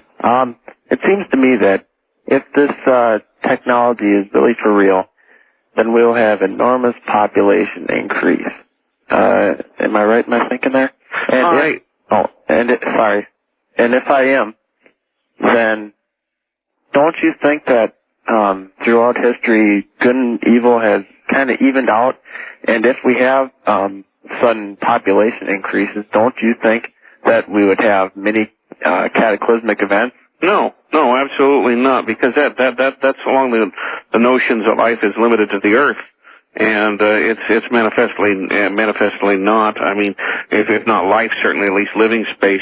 I think you could very easily foresee human beings going. I mean, as soon as nanotechnology develops, various human beings that want to go elsewhere in the universe, whether for the same reason that the Pilgrims and others went to America, you could have people. I mean, you could see an entire sphere, a globe of humanity spreading outward into the galaxy. Could it be a great jump from the smart brick to the smart spaceship? The spaceship created from seawater? No, absolutely not. I think one of the things that I've written about is nanovascular spacecraft, and these are. Well, explain that. Okay, well these are spacecraft that essentially are self-repairing. I mean, there was kind of a notion of this, a rather crude notion of this in Star Trek, with a race of robots called the Borg, or half robot, half organic. And in this case, though, it's far more subtle. But it would be something that would essentially be self-repairing, so that when you go in space, it speeds near the speed of light. I mean, very, very, very small very, very small pieces of matter and near the speed of light can do tremendous damage to any craft. So consequently, you're going to have capabilities of repairing yourself. You're going to have capabilities of generating electromagnetic fields and all these sorts of things if you're going to travel in space in a safe fashion. The future version of the self-sealing tire. Absolutely. Absolutely. Yeah, all right. Sure. Elton, hold on. We'll be right back to you. It's bottom of the hour break. Remember to order a copy of this or any other Dreamland program. Boy, I'll bet you'd like a copy of this one. Wouldn't you? Call 1-800-917-4278. Newsletter also at that number, 1-800-917-4278. We'll be right back. First, win the battle for understanding. In other words, if we get to the technology before we win the battle for honesty and morality, we're dead meat. Well, boy, I tell you something. This is one of the reasons why Eric Drexler, when he first came up with these notions back in the early 70s, I mean, he actually tried. I mean, 20 years ago, he came up with some of these ideas. He actually sat on them for a while, until it was obvious that other people began to develop some of this stuff, and then he tried to get out in front by essentially creating institutes like the Foresight Institute and others to bring some of these policy issues to the forefront. The way that we begin thinking about moral issues is to begin thinking about them. All right. Well, I'm thinking about one right now, and I want to repeat it. It was earlier in the program. You said we now have, or are about to have, a computer that computes at 1 trillion decisions per second. Right, exactly, a teraflop. And now, are we using this to cure cancer? Are we using it to better mankind? No. What you told me was we're using this to simulate nuclear explosions. Yes, absolutely, according to articles in the New York Times and the Portland Oregonian, precisely because the computer is being designed at Intel's headquarters up here in Oregon, not too far from where I live. I think it's really fascinating that a company as wealthy as Intel. Now you talk about corporate welfare. Look, I'm not blaming Intel. I mean, I'm just saying. Look, I understand that, but can't they do their own R&D? Why do they have to take it from the American taxpayers? I mean, because that's probably what the government's telling them to do. Or I know that's exactly what they're doing. What they're basically. My comment, look, it's more of a general comment on humanity and how ready we are for this technology. That we would use it to model nuclear detonations. Yes. Well, I'll tell you something. The original mission of Sandia, of course, was to essentially monitor nuclear weapons. Yes. Now, the question is, that may be one of the things they're going to do with it. They may also do other things with it. Because that'd be nice, but it worries me that was their first choice. Was their justification? Well, that's basically the justification for their existence as a laboratory. Yeah, I'm sure that's where the money comes from. West of the Rockies, you're on the air with Elton Elliott. Hi. Hi, this is Jim calling from Portland, Oregon. Yes, Jim. I'd like to say this man's nanotechnologies are much ado about nothing. Well, I guess that's just a little nano humor, right? For instance, in the biotechnology field, before the nanotechnology could do anything, they have to figure out how the cell works in the first place. And they're no closer to doing that now than they were 10 years ago. Comments, Elton? Well, once again, I think that in terms of how understanding how the cell operates, I think we're a lot further along. Obviously, if what you're saying is correct and it's much ado about very little, then fine. No. I mean, fine. that doesn't particularly bother me. In some ways, it would be a relief. It would be comforting. I agree. Oh, yeah. And I utterly disagree with the last caller. He's wrong. I think he's wishing and hoping. He's not looking at reality. I think that's absolutely the case. That's why those of us that have watched this field, and we've seen everything that's leading toward this. And one of the things we're talking about is taking a scanning tunneling microscope, which is what IBM used to spell out atomically their name in that experiment they did a couple years ago. And they spelled it out with 35 individual xenon atoms. And they used a scanning tunneling microscope. Well, since there's talk about about essentially miniaturizing STMs, putting a whole bunch of them on a... What are STMs? Scanning tunneling microscope. Oh, thank you. Okay, and miniaturizing STMs, putting a whole bunch of them on a chip. Now, if you've got a whole bunch of those things able to manipulate individual atoms, if at the same time you have a computer which is capable of doing a trillion operations per second, okay, then you immediately have some phenomenal capabilities right there by just mating those two. Okay, and the other thing is that this computer technology, in terms of it as a driving force for nanotech, they're getting a trillion operations per second just by putting 10,000 of these computers in parallel. What happens if you put 1 million of them together? On the wildcard line, you're on the air with Elton Elliott. Hi. Hi, Ding Dongs, Mr. Bell. It's Pete in Portland. Hello, Elliot.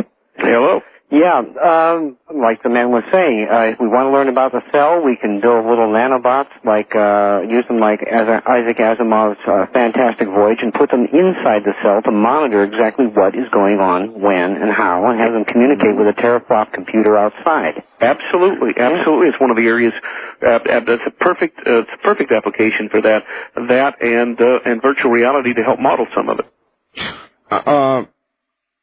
Yeah, I really almost wish that I believed, as that one somewhat nanocritical caller of a few moments ago believed. I think that those who presently are into computers and have even some basic understanding of what's being done right now with the current technology, the Pentium chip, those people are able then to make the leap more easily and understand what it is you're talking about and the unavoidable reality of it, I think. East of the Rockies, you're on the air with Elton Elliott. Hi. Hi, Art. Great program. Thank you. I was wondering if you guys saw the movie Zardoz in terms of immortality. I've not. Where are you, please? St. Louis. Have you seen it?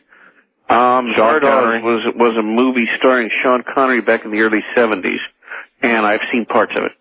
Well, anyway, the people wanted to die because they were so bored. Now, I'm going to give you a best scenario and a worst scenario. If it was totally beneficent, just think of things like silicone breast implants and what penicillin has done to create the super viruses in terms of foresight. That's the most beneficent government. In terms of the worst, which we see going on today, look at how they purport things like abortion, such like that.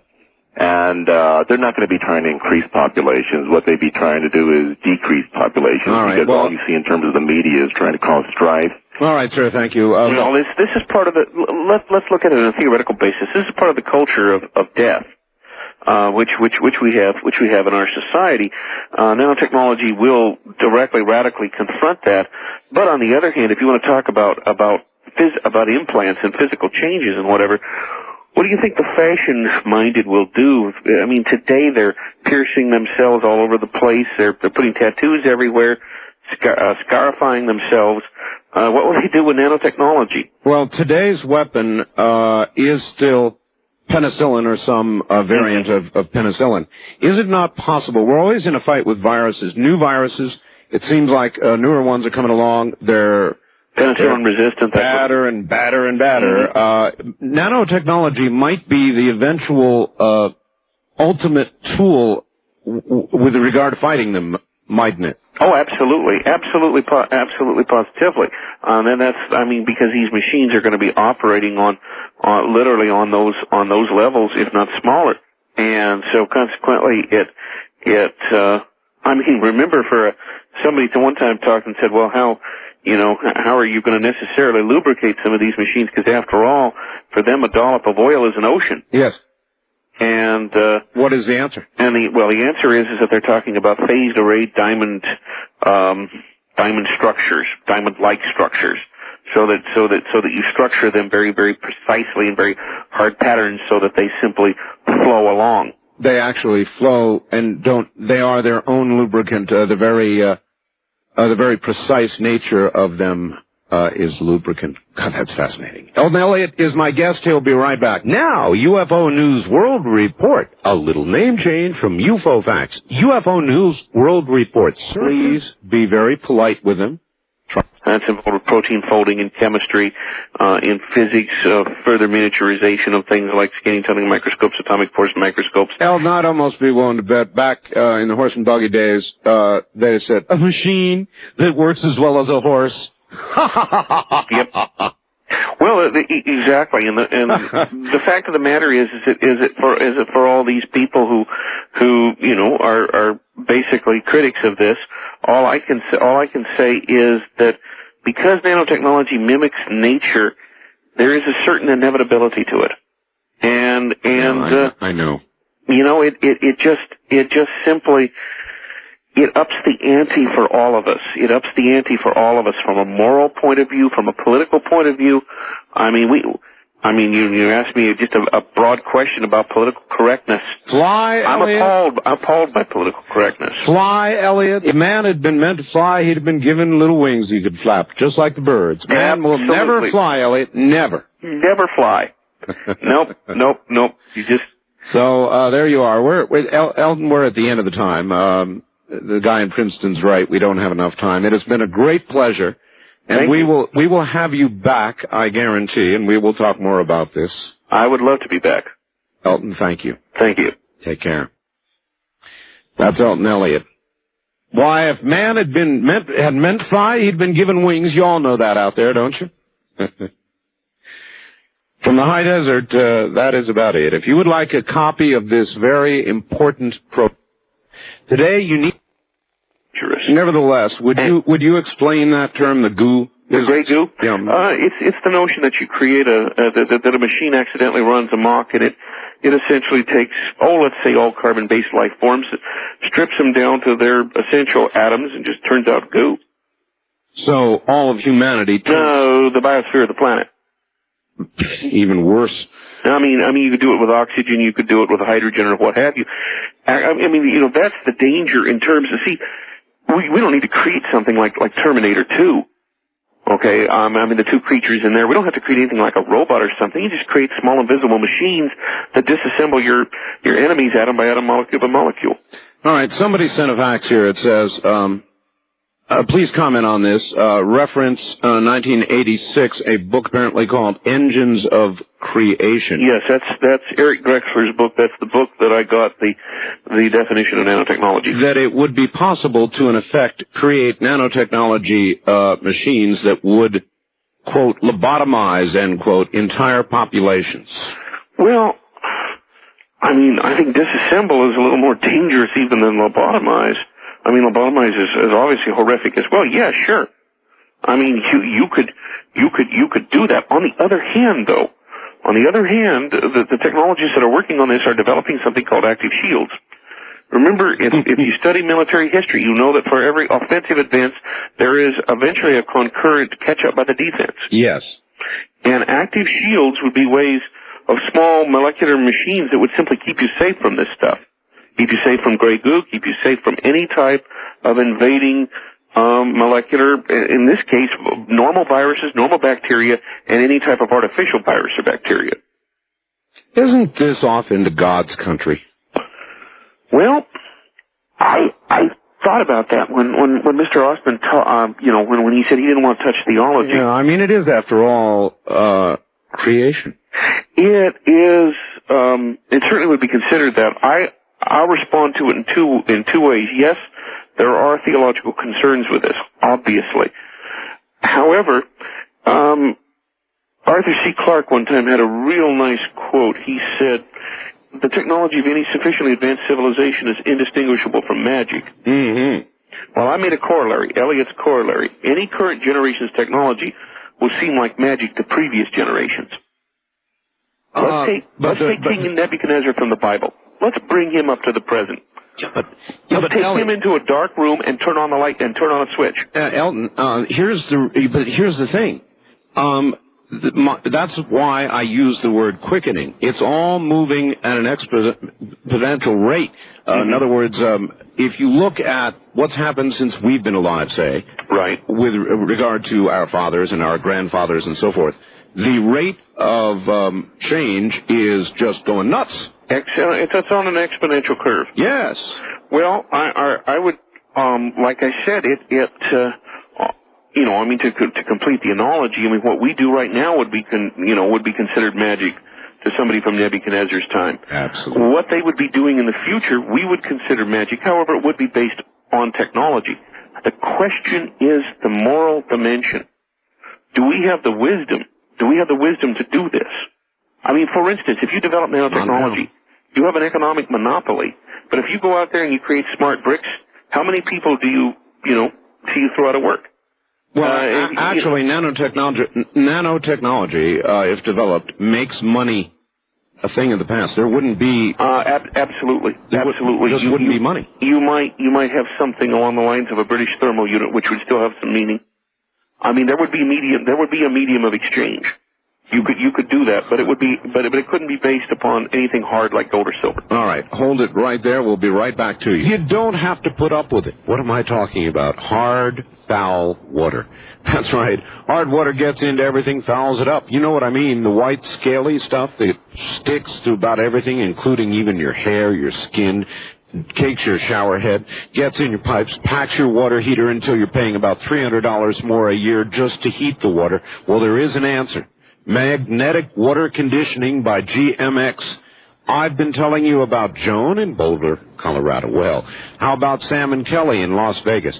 They're also using GMX to unfoul their home. They write, quote, "Everything Art Bell said about GMX magnetic water conditioner came true in our house.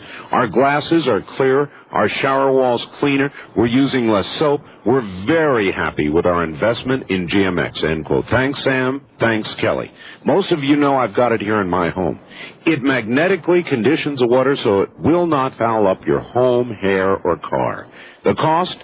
$600 for the average house, and it comes with a 90-day money-back guarantee. Call right now, 1-800-4060-GMX. Ordering is easy. Becoming one of the many satisfied GMX customers is a snap. Call toll-free 1-800-4060-GMX. That's 1-800-4060-GMX. The exact opposite of nano in this case is absolutely fresh flowers, because their shipment is humongous, gigantic, nothing nano about it. If you want to absolutely blow away a female in your life, and it doesn't matter, any female, they all react the same way. Oh, there's an occasional abnormal female who will say, "I hate flowers." I've had one in all the years. Otherwise, they love them. There is no better deal in America than the deal you get when you deal straight with the flower farm. You pay $39.95. That's all. That includes delivery by FedEx next day during the week. You get a little handwritten card from you, signed by you. And some flower preservative. Nothing nano about it. You want the best deal in America on flowers? Call them now.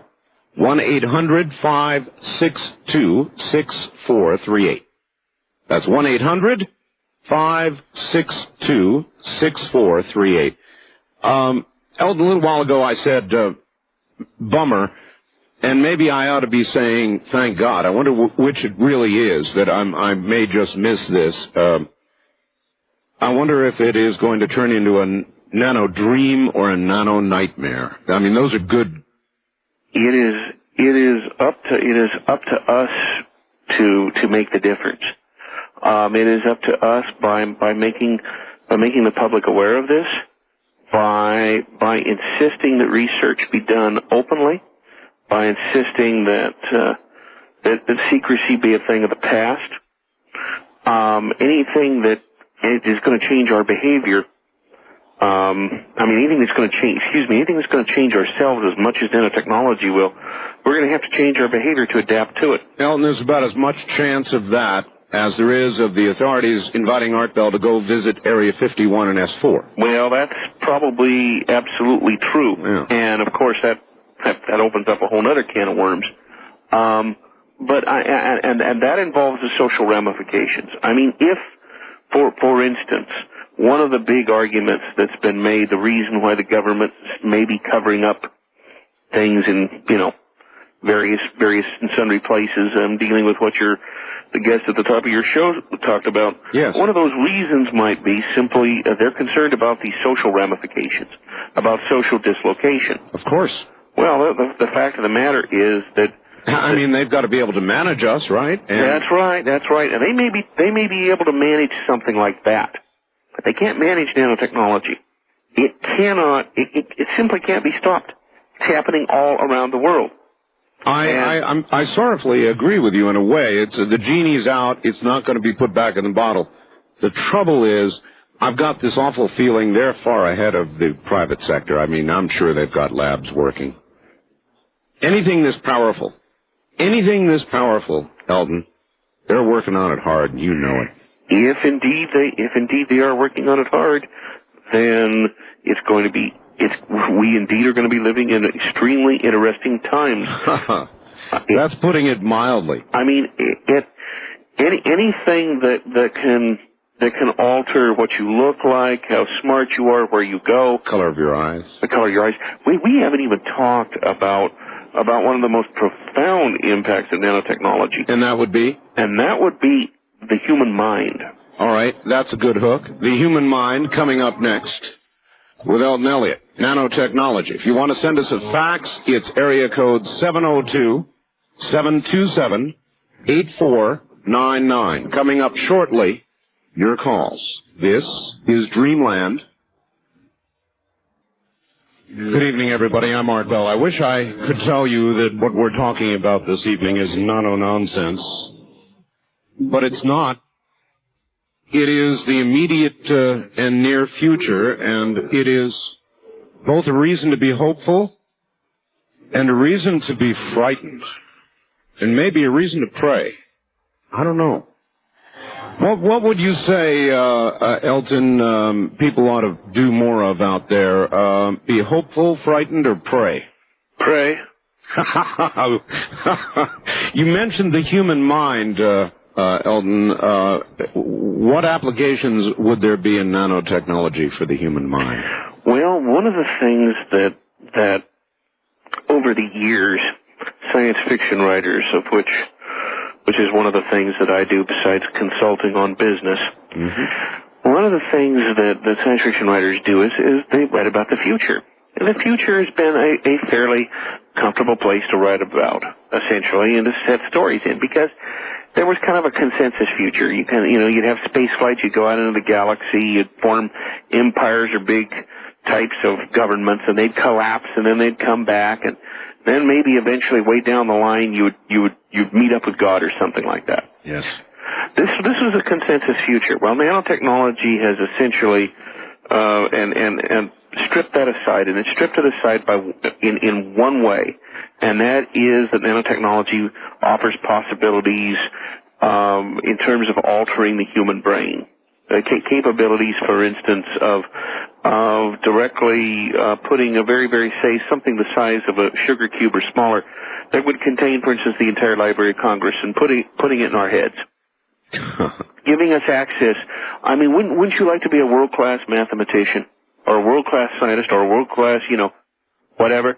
In other words, have that capability. In other words, integrating a nanotechnological computer with a biological unit, i.e. human being. Correct. And if people think that this is, once again, if they think it's pie in the sky, recent research has been done which has directly linked computer chips up with leech neurons. In the past, the only way you could do this is by electrodes, which caused all sorts of problems in terms of corrosion, electrical damage to the biological systems. Yes. And they've now discovered a way to circumvent this. Once again, directly from the New York Times. Well, I posed a question with my guest last week, and I'll hit you with the same one. and this is probably a crude example, but it's one I could think of. There are people with disconnected tissue so that what their eye sees is not transmitted to their brain. Mm-hmm. Now, you might be able to take somebody who is blind and have them see. You might be able to take somebody who's blind and have them see. I think you would be able to do all sorts of other things. But consider for a moment, we tend to operate, with a few exceptions of peak capacity, our minds tend to operate at a certain speed. Okay, we're presented with some information, and some of us are faster than others at correlating that information. Imagine if you had human beings capable of correlating information at the speed of a computer. Then you have a super race. Well, what you have is you have a future in which science fiction writers are in big trouble because we write characters that are knowable to the audiences today.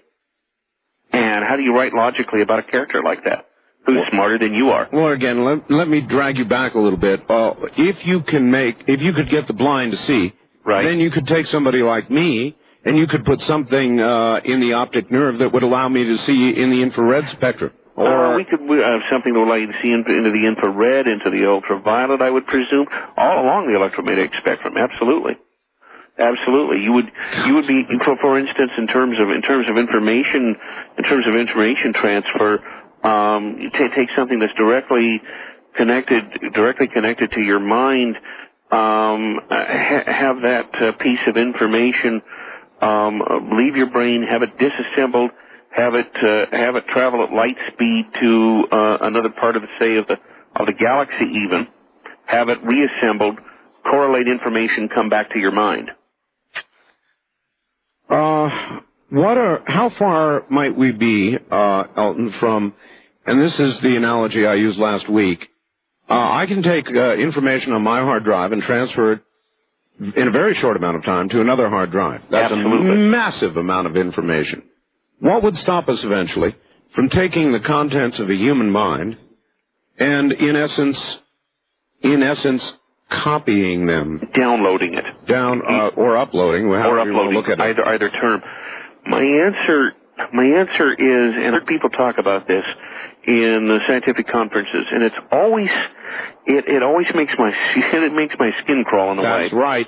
It does mine too. And I think that the viewers last week, some of them had it, and so I think some very insightful notions. And one of those insightful notions is that there's something special about life, and there's something special about consciousness.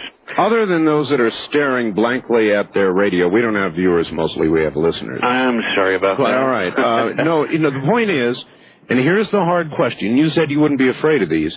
Let's say they hooked me up. And they, in effect, uploaded or downloaded all of the information in my brain. The question is, hold on for the question. On the other end, in this nanotechnological device, what would they have? Would they have me? Would they have my soul? What would they have?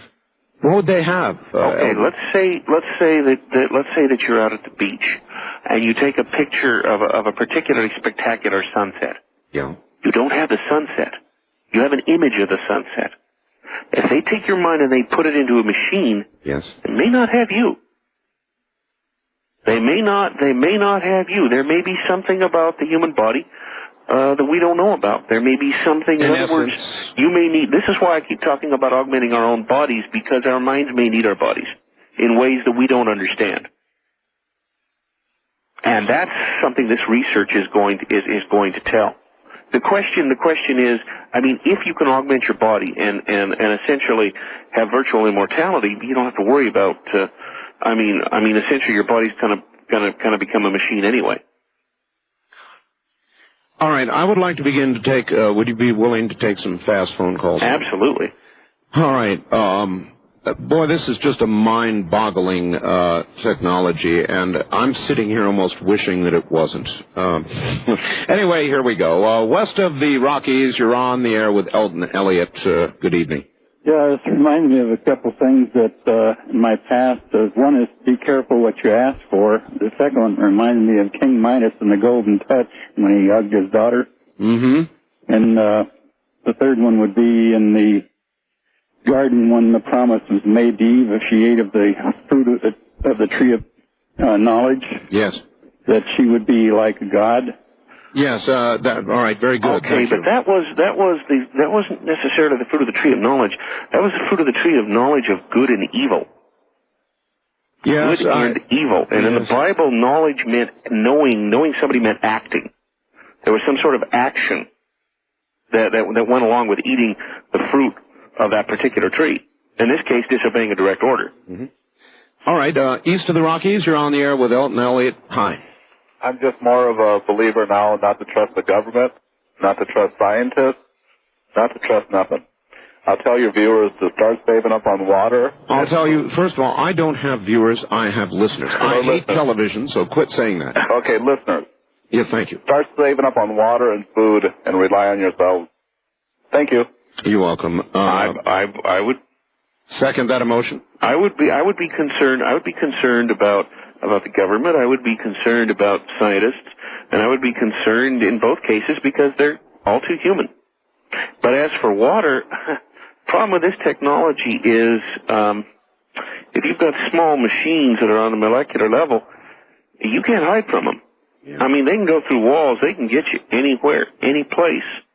The only solution to this is to develop active shields. The only solution to being overwhelmed by this technology is to be actively involved in it. I'm already overwhelmed, and I can't figure out whether it means that we're living in the last great days or the last of the bad days. I don't know which it is. This, I'll tell you something. I, in some ways, maybe both.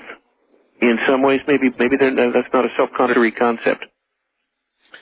Gee, maybe we'll be looking back at these as the good old days, back when we had social problems and every now and then somebody got killed by a gang or something or another. Well, I don't know if that would be considered good, but... Well, but compared to what could be in terms of the massive destructive power of nanotechnology used incorrectly. First-time caller line, you're on the air with Elton Elliott. Hello. Hi, Art. This is Jerry in Alturas, California, listening to the program. Hi, Jerry. One of the things I was wondering, listening to this nanotechnology, is very interesting to me. I got to thinking about all of the new viruses that are showing up, like Ebola and those strains of viruses. And I was kind of wondering, since they haven't been able to find the host or the source of these viruses, if it might not be one of these nanotechnology experiments gone awry. What a damn good question. You know, the caller is right. Ebola, they have speculated it comes from crystals and caves, and they've talked about a million different things, but they don't know. They have no idea where it keeps coming from. Or AIDS. Nor AIDS, right. Mm-hmm. Is it possible? I would say probably with biotechnology you could do the same thing. You would need to go, say, as far as nanotech. Okay, in other words, yeah, that could be something that could be done with today's technology. And they have already. I mean, engineering viruses, sure. If we can do recombinant DNA with E. coli, sure. So we're already there. East of the Rockies, you're on the air with Elton Elliott. Where are you calling from, first? I am calling from Louisville, Kansas. All right, go ahead. And I was beginning to think you could only get on by invitation only. Oh my goodness, your guest is marvelous. I wanted to know, this technology that's come through, is it all human oriented, or has any of it come from alien technology? All right, that is, hold your answer for a second. Here's a fact. Art, I've always wondered how the aliens could make materials that could not be violated by any human means. Now I believe I know how they do it, nanotechnology. Could we now be seeing the results of the Roswell recovery of alien saucer material? Can't believe that we have happened upon this technology without some outside help. Okay, I really think this is one that I can answer authoritatively. Most of the people that came up with the original notions of nanotechnology, most of it came from codifying all of these various notions came from the brain of one person, Eric Drexler. Okay, and Eric Drexler, although I never met him in high school, he and I went to the same, went to high schools near each other in the Mid-Willamette Valley in Oregon. I know Eric Drexler. I've sat down, I've eaten with him. He's human. Okay. The people that came up with this, no, this is not something that is reverse engineered alien technology or anything like that. No, this is human. How can you know that? Well, I mean, I would presume.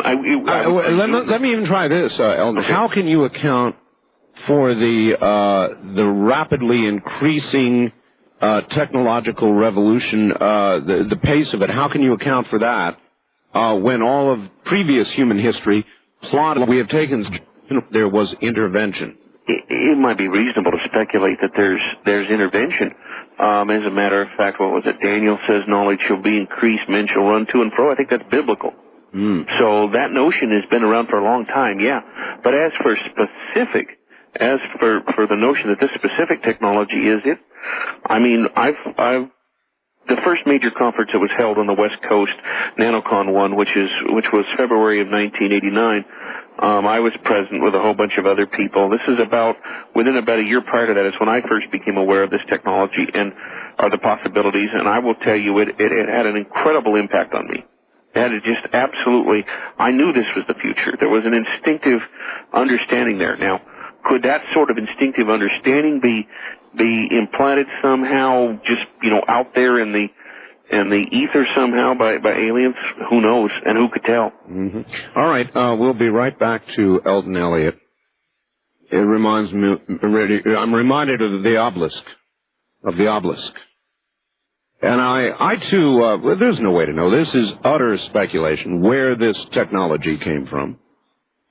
Easily could be the mind of man. It's just that, gee, we sure have done this quickly.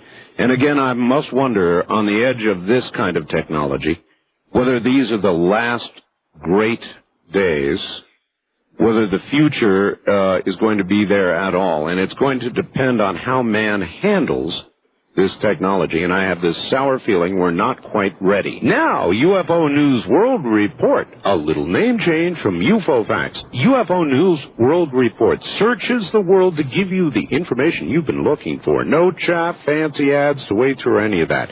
UFO News is just packed with hard data on UFO sightings, encounters, abductions, alleged cover-ups, and more, put together in a very concise, professional newsletter by seasoned journalists. UFO News plugs you into the latest and hottest developments in the fascinating subject of UFO research. For just $24.95 a year, you've got monthly access to critical for our evil ways with disease and destructive weather. If you think the Earth is alive, then the next question is, what is thinking? What is it thinking? The Earth, that is. That's the point where those with an agenda wrap it up in a nice, easy-to-swallow package that the mere mortal who is terribly ill-equipped to ever understand it all thinks to himself, yeah, that'd explain it. Yeah, the Earth is alive. Fortunately, other than the Native American, most of the proponents of the living Earth idea always seem to be environmental crusaders on a mission to stop the use of Earth's resources for anything but sustaining a controlled population with technology slightly above that of cavemen. The Native American is a pure hypocrite and a perfect example of what happens when you put your trust in myth. He goes on to talk about some particular Indian tribe that exploited and polluted the environment until they became extinct. So he says, the next time you have a guest who says the Earth is alive, be that nut and bolts kind of guy you are and ask for something more substantial, like proof. Not some sorry excuse like cultures around the world throughout history have believed the Earth is alive. They also thought it was flat, or that the sun was carried across the sky by chariots. If you're afraid to ruffle the feathers of an invited guest, let me ask the tough questions. You can't be held responsible for callers' inquisition. Besides, when a question demands an answer, like you say on Dreamland, don't these answers demand to be proven before we are to believe them? And that was from Steve of Santa Barbara. So I thought that you guys ought to hear that before Robert Morningstar does. And indeed, I will let him answer this. In the meantime, some of you might want to get a shot in. So there you've got it. Here are the phone numbers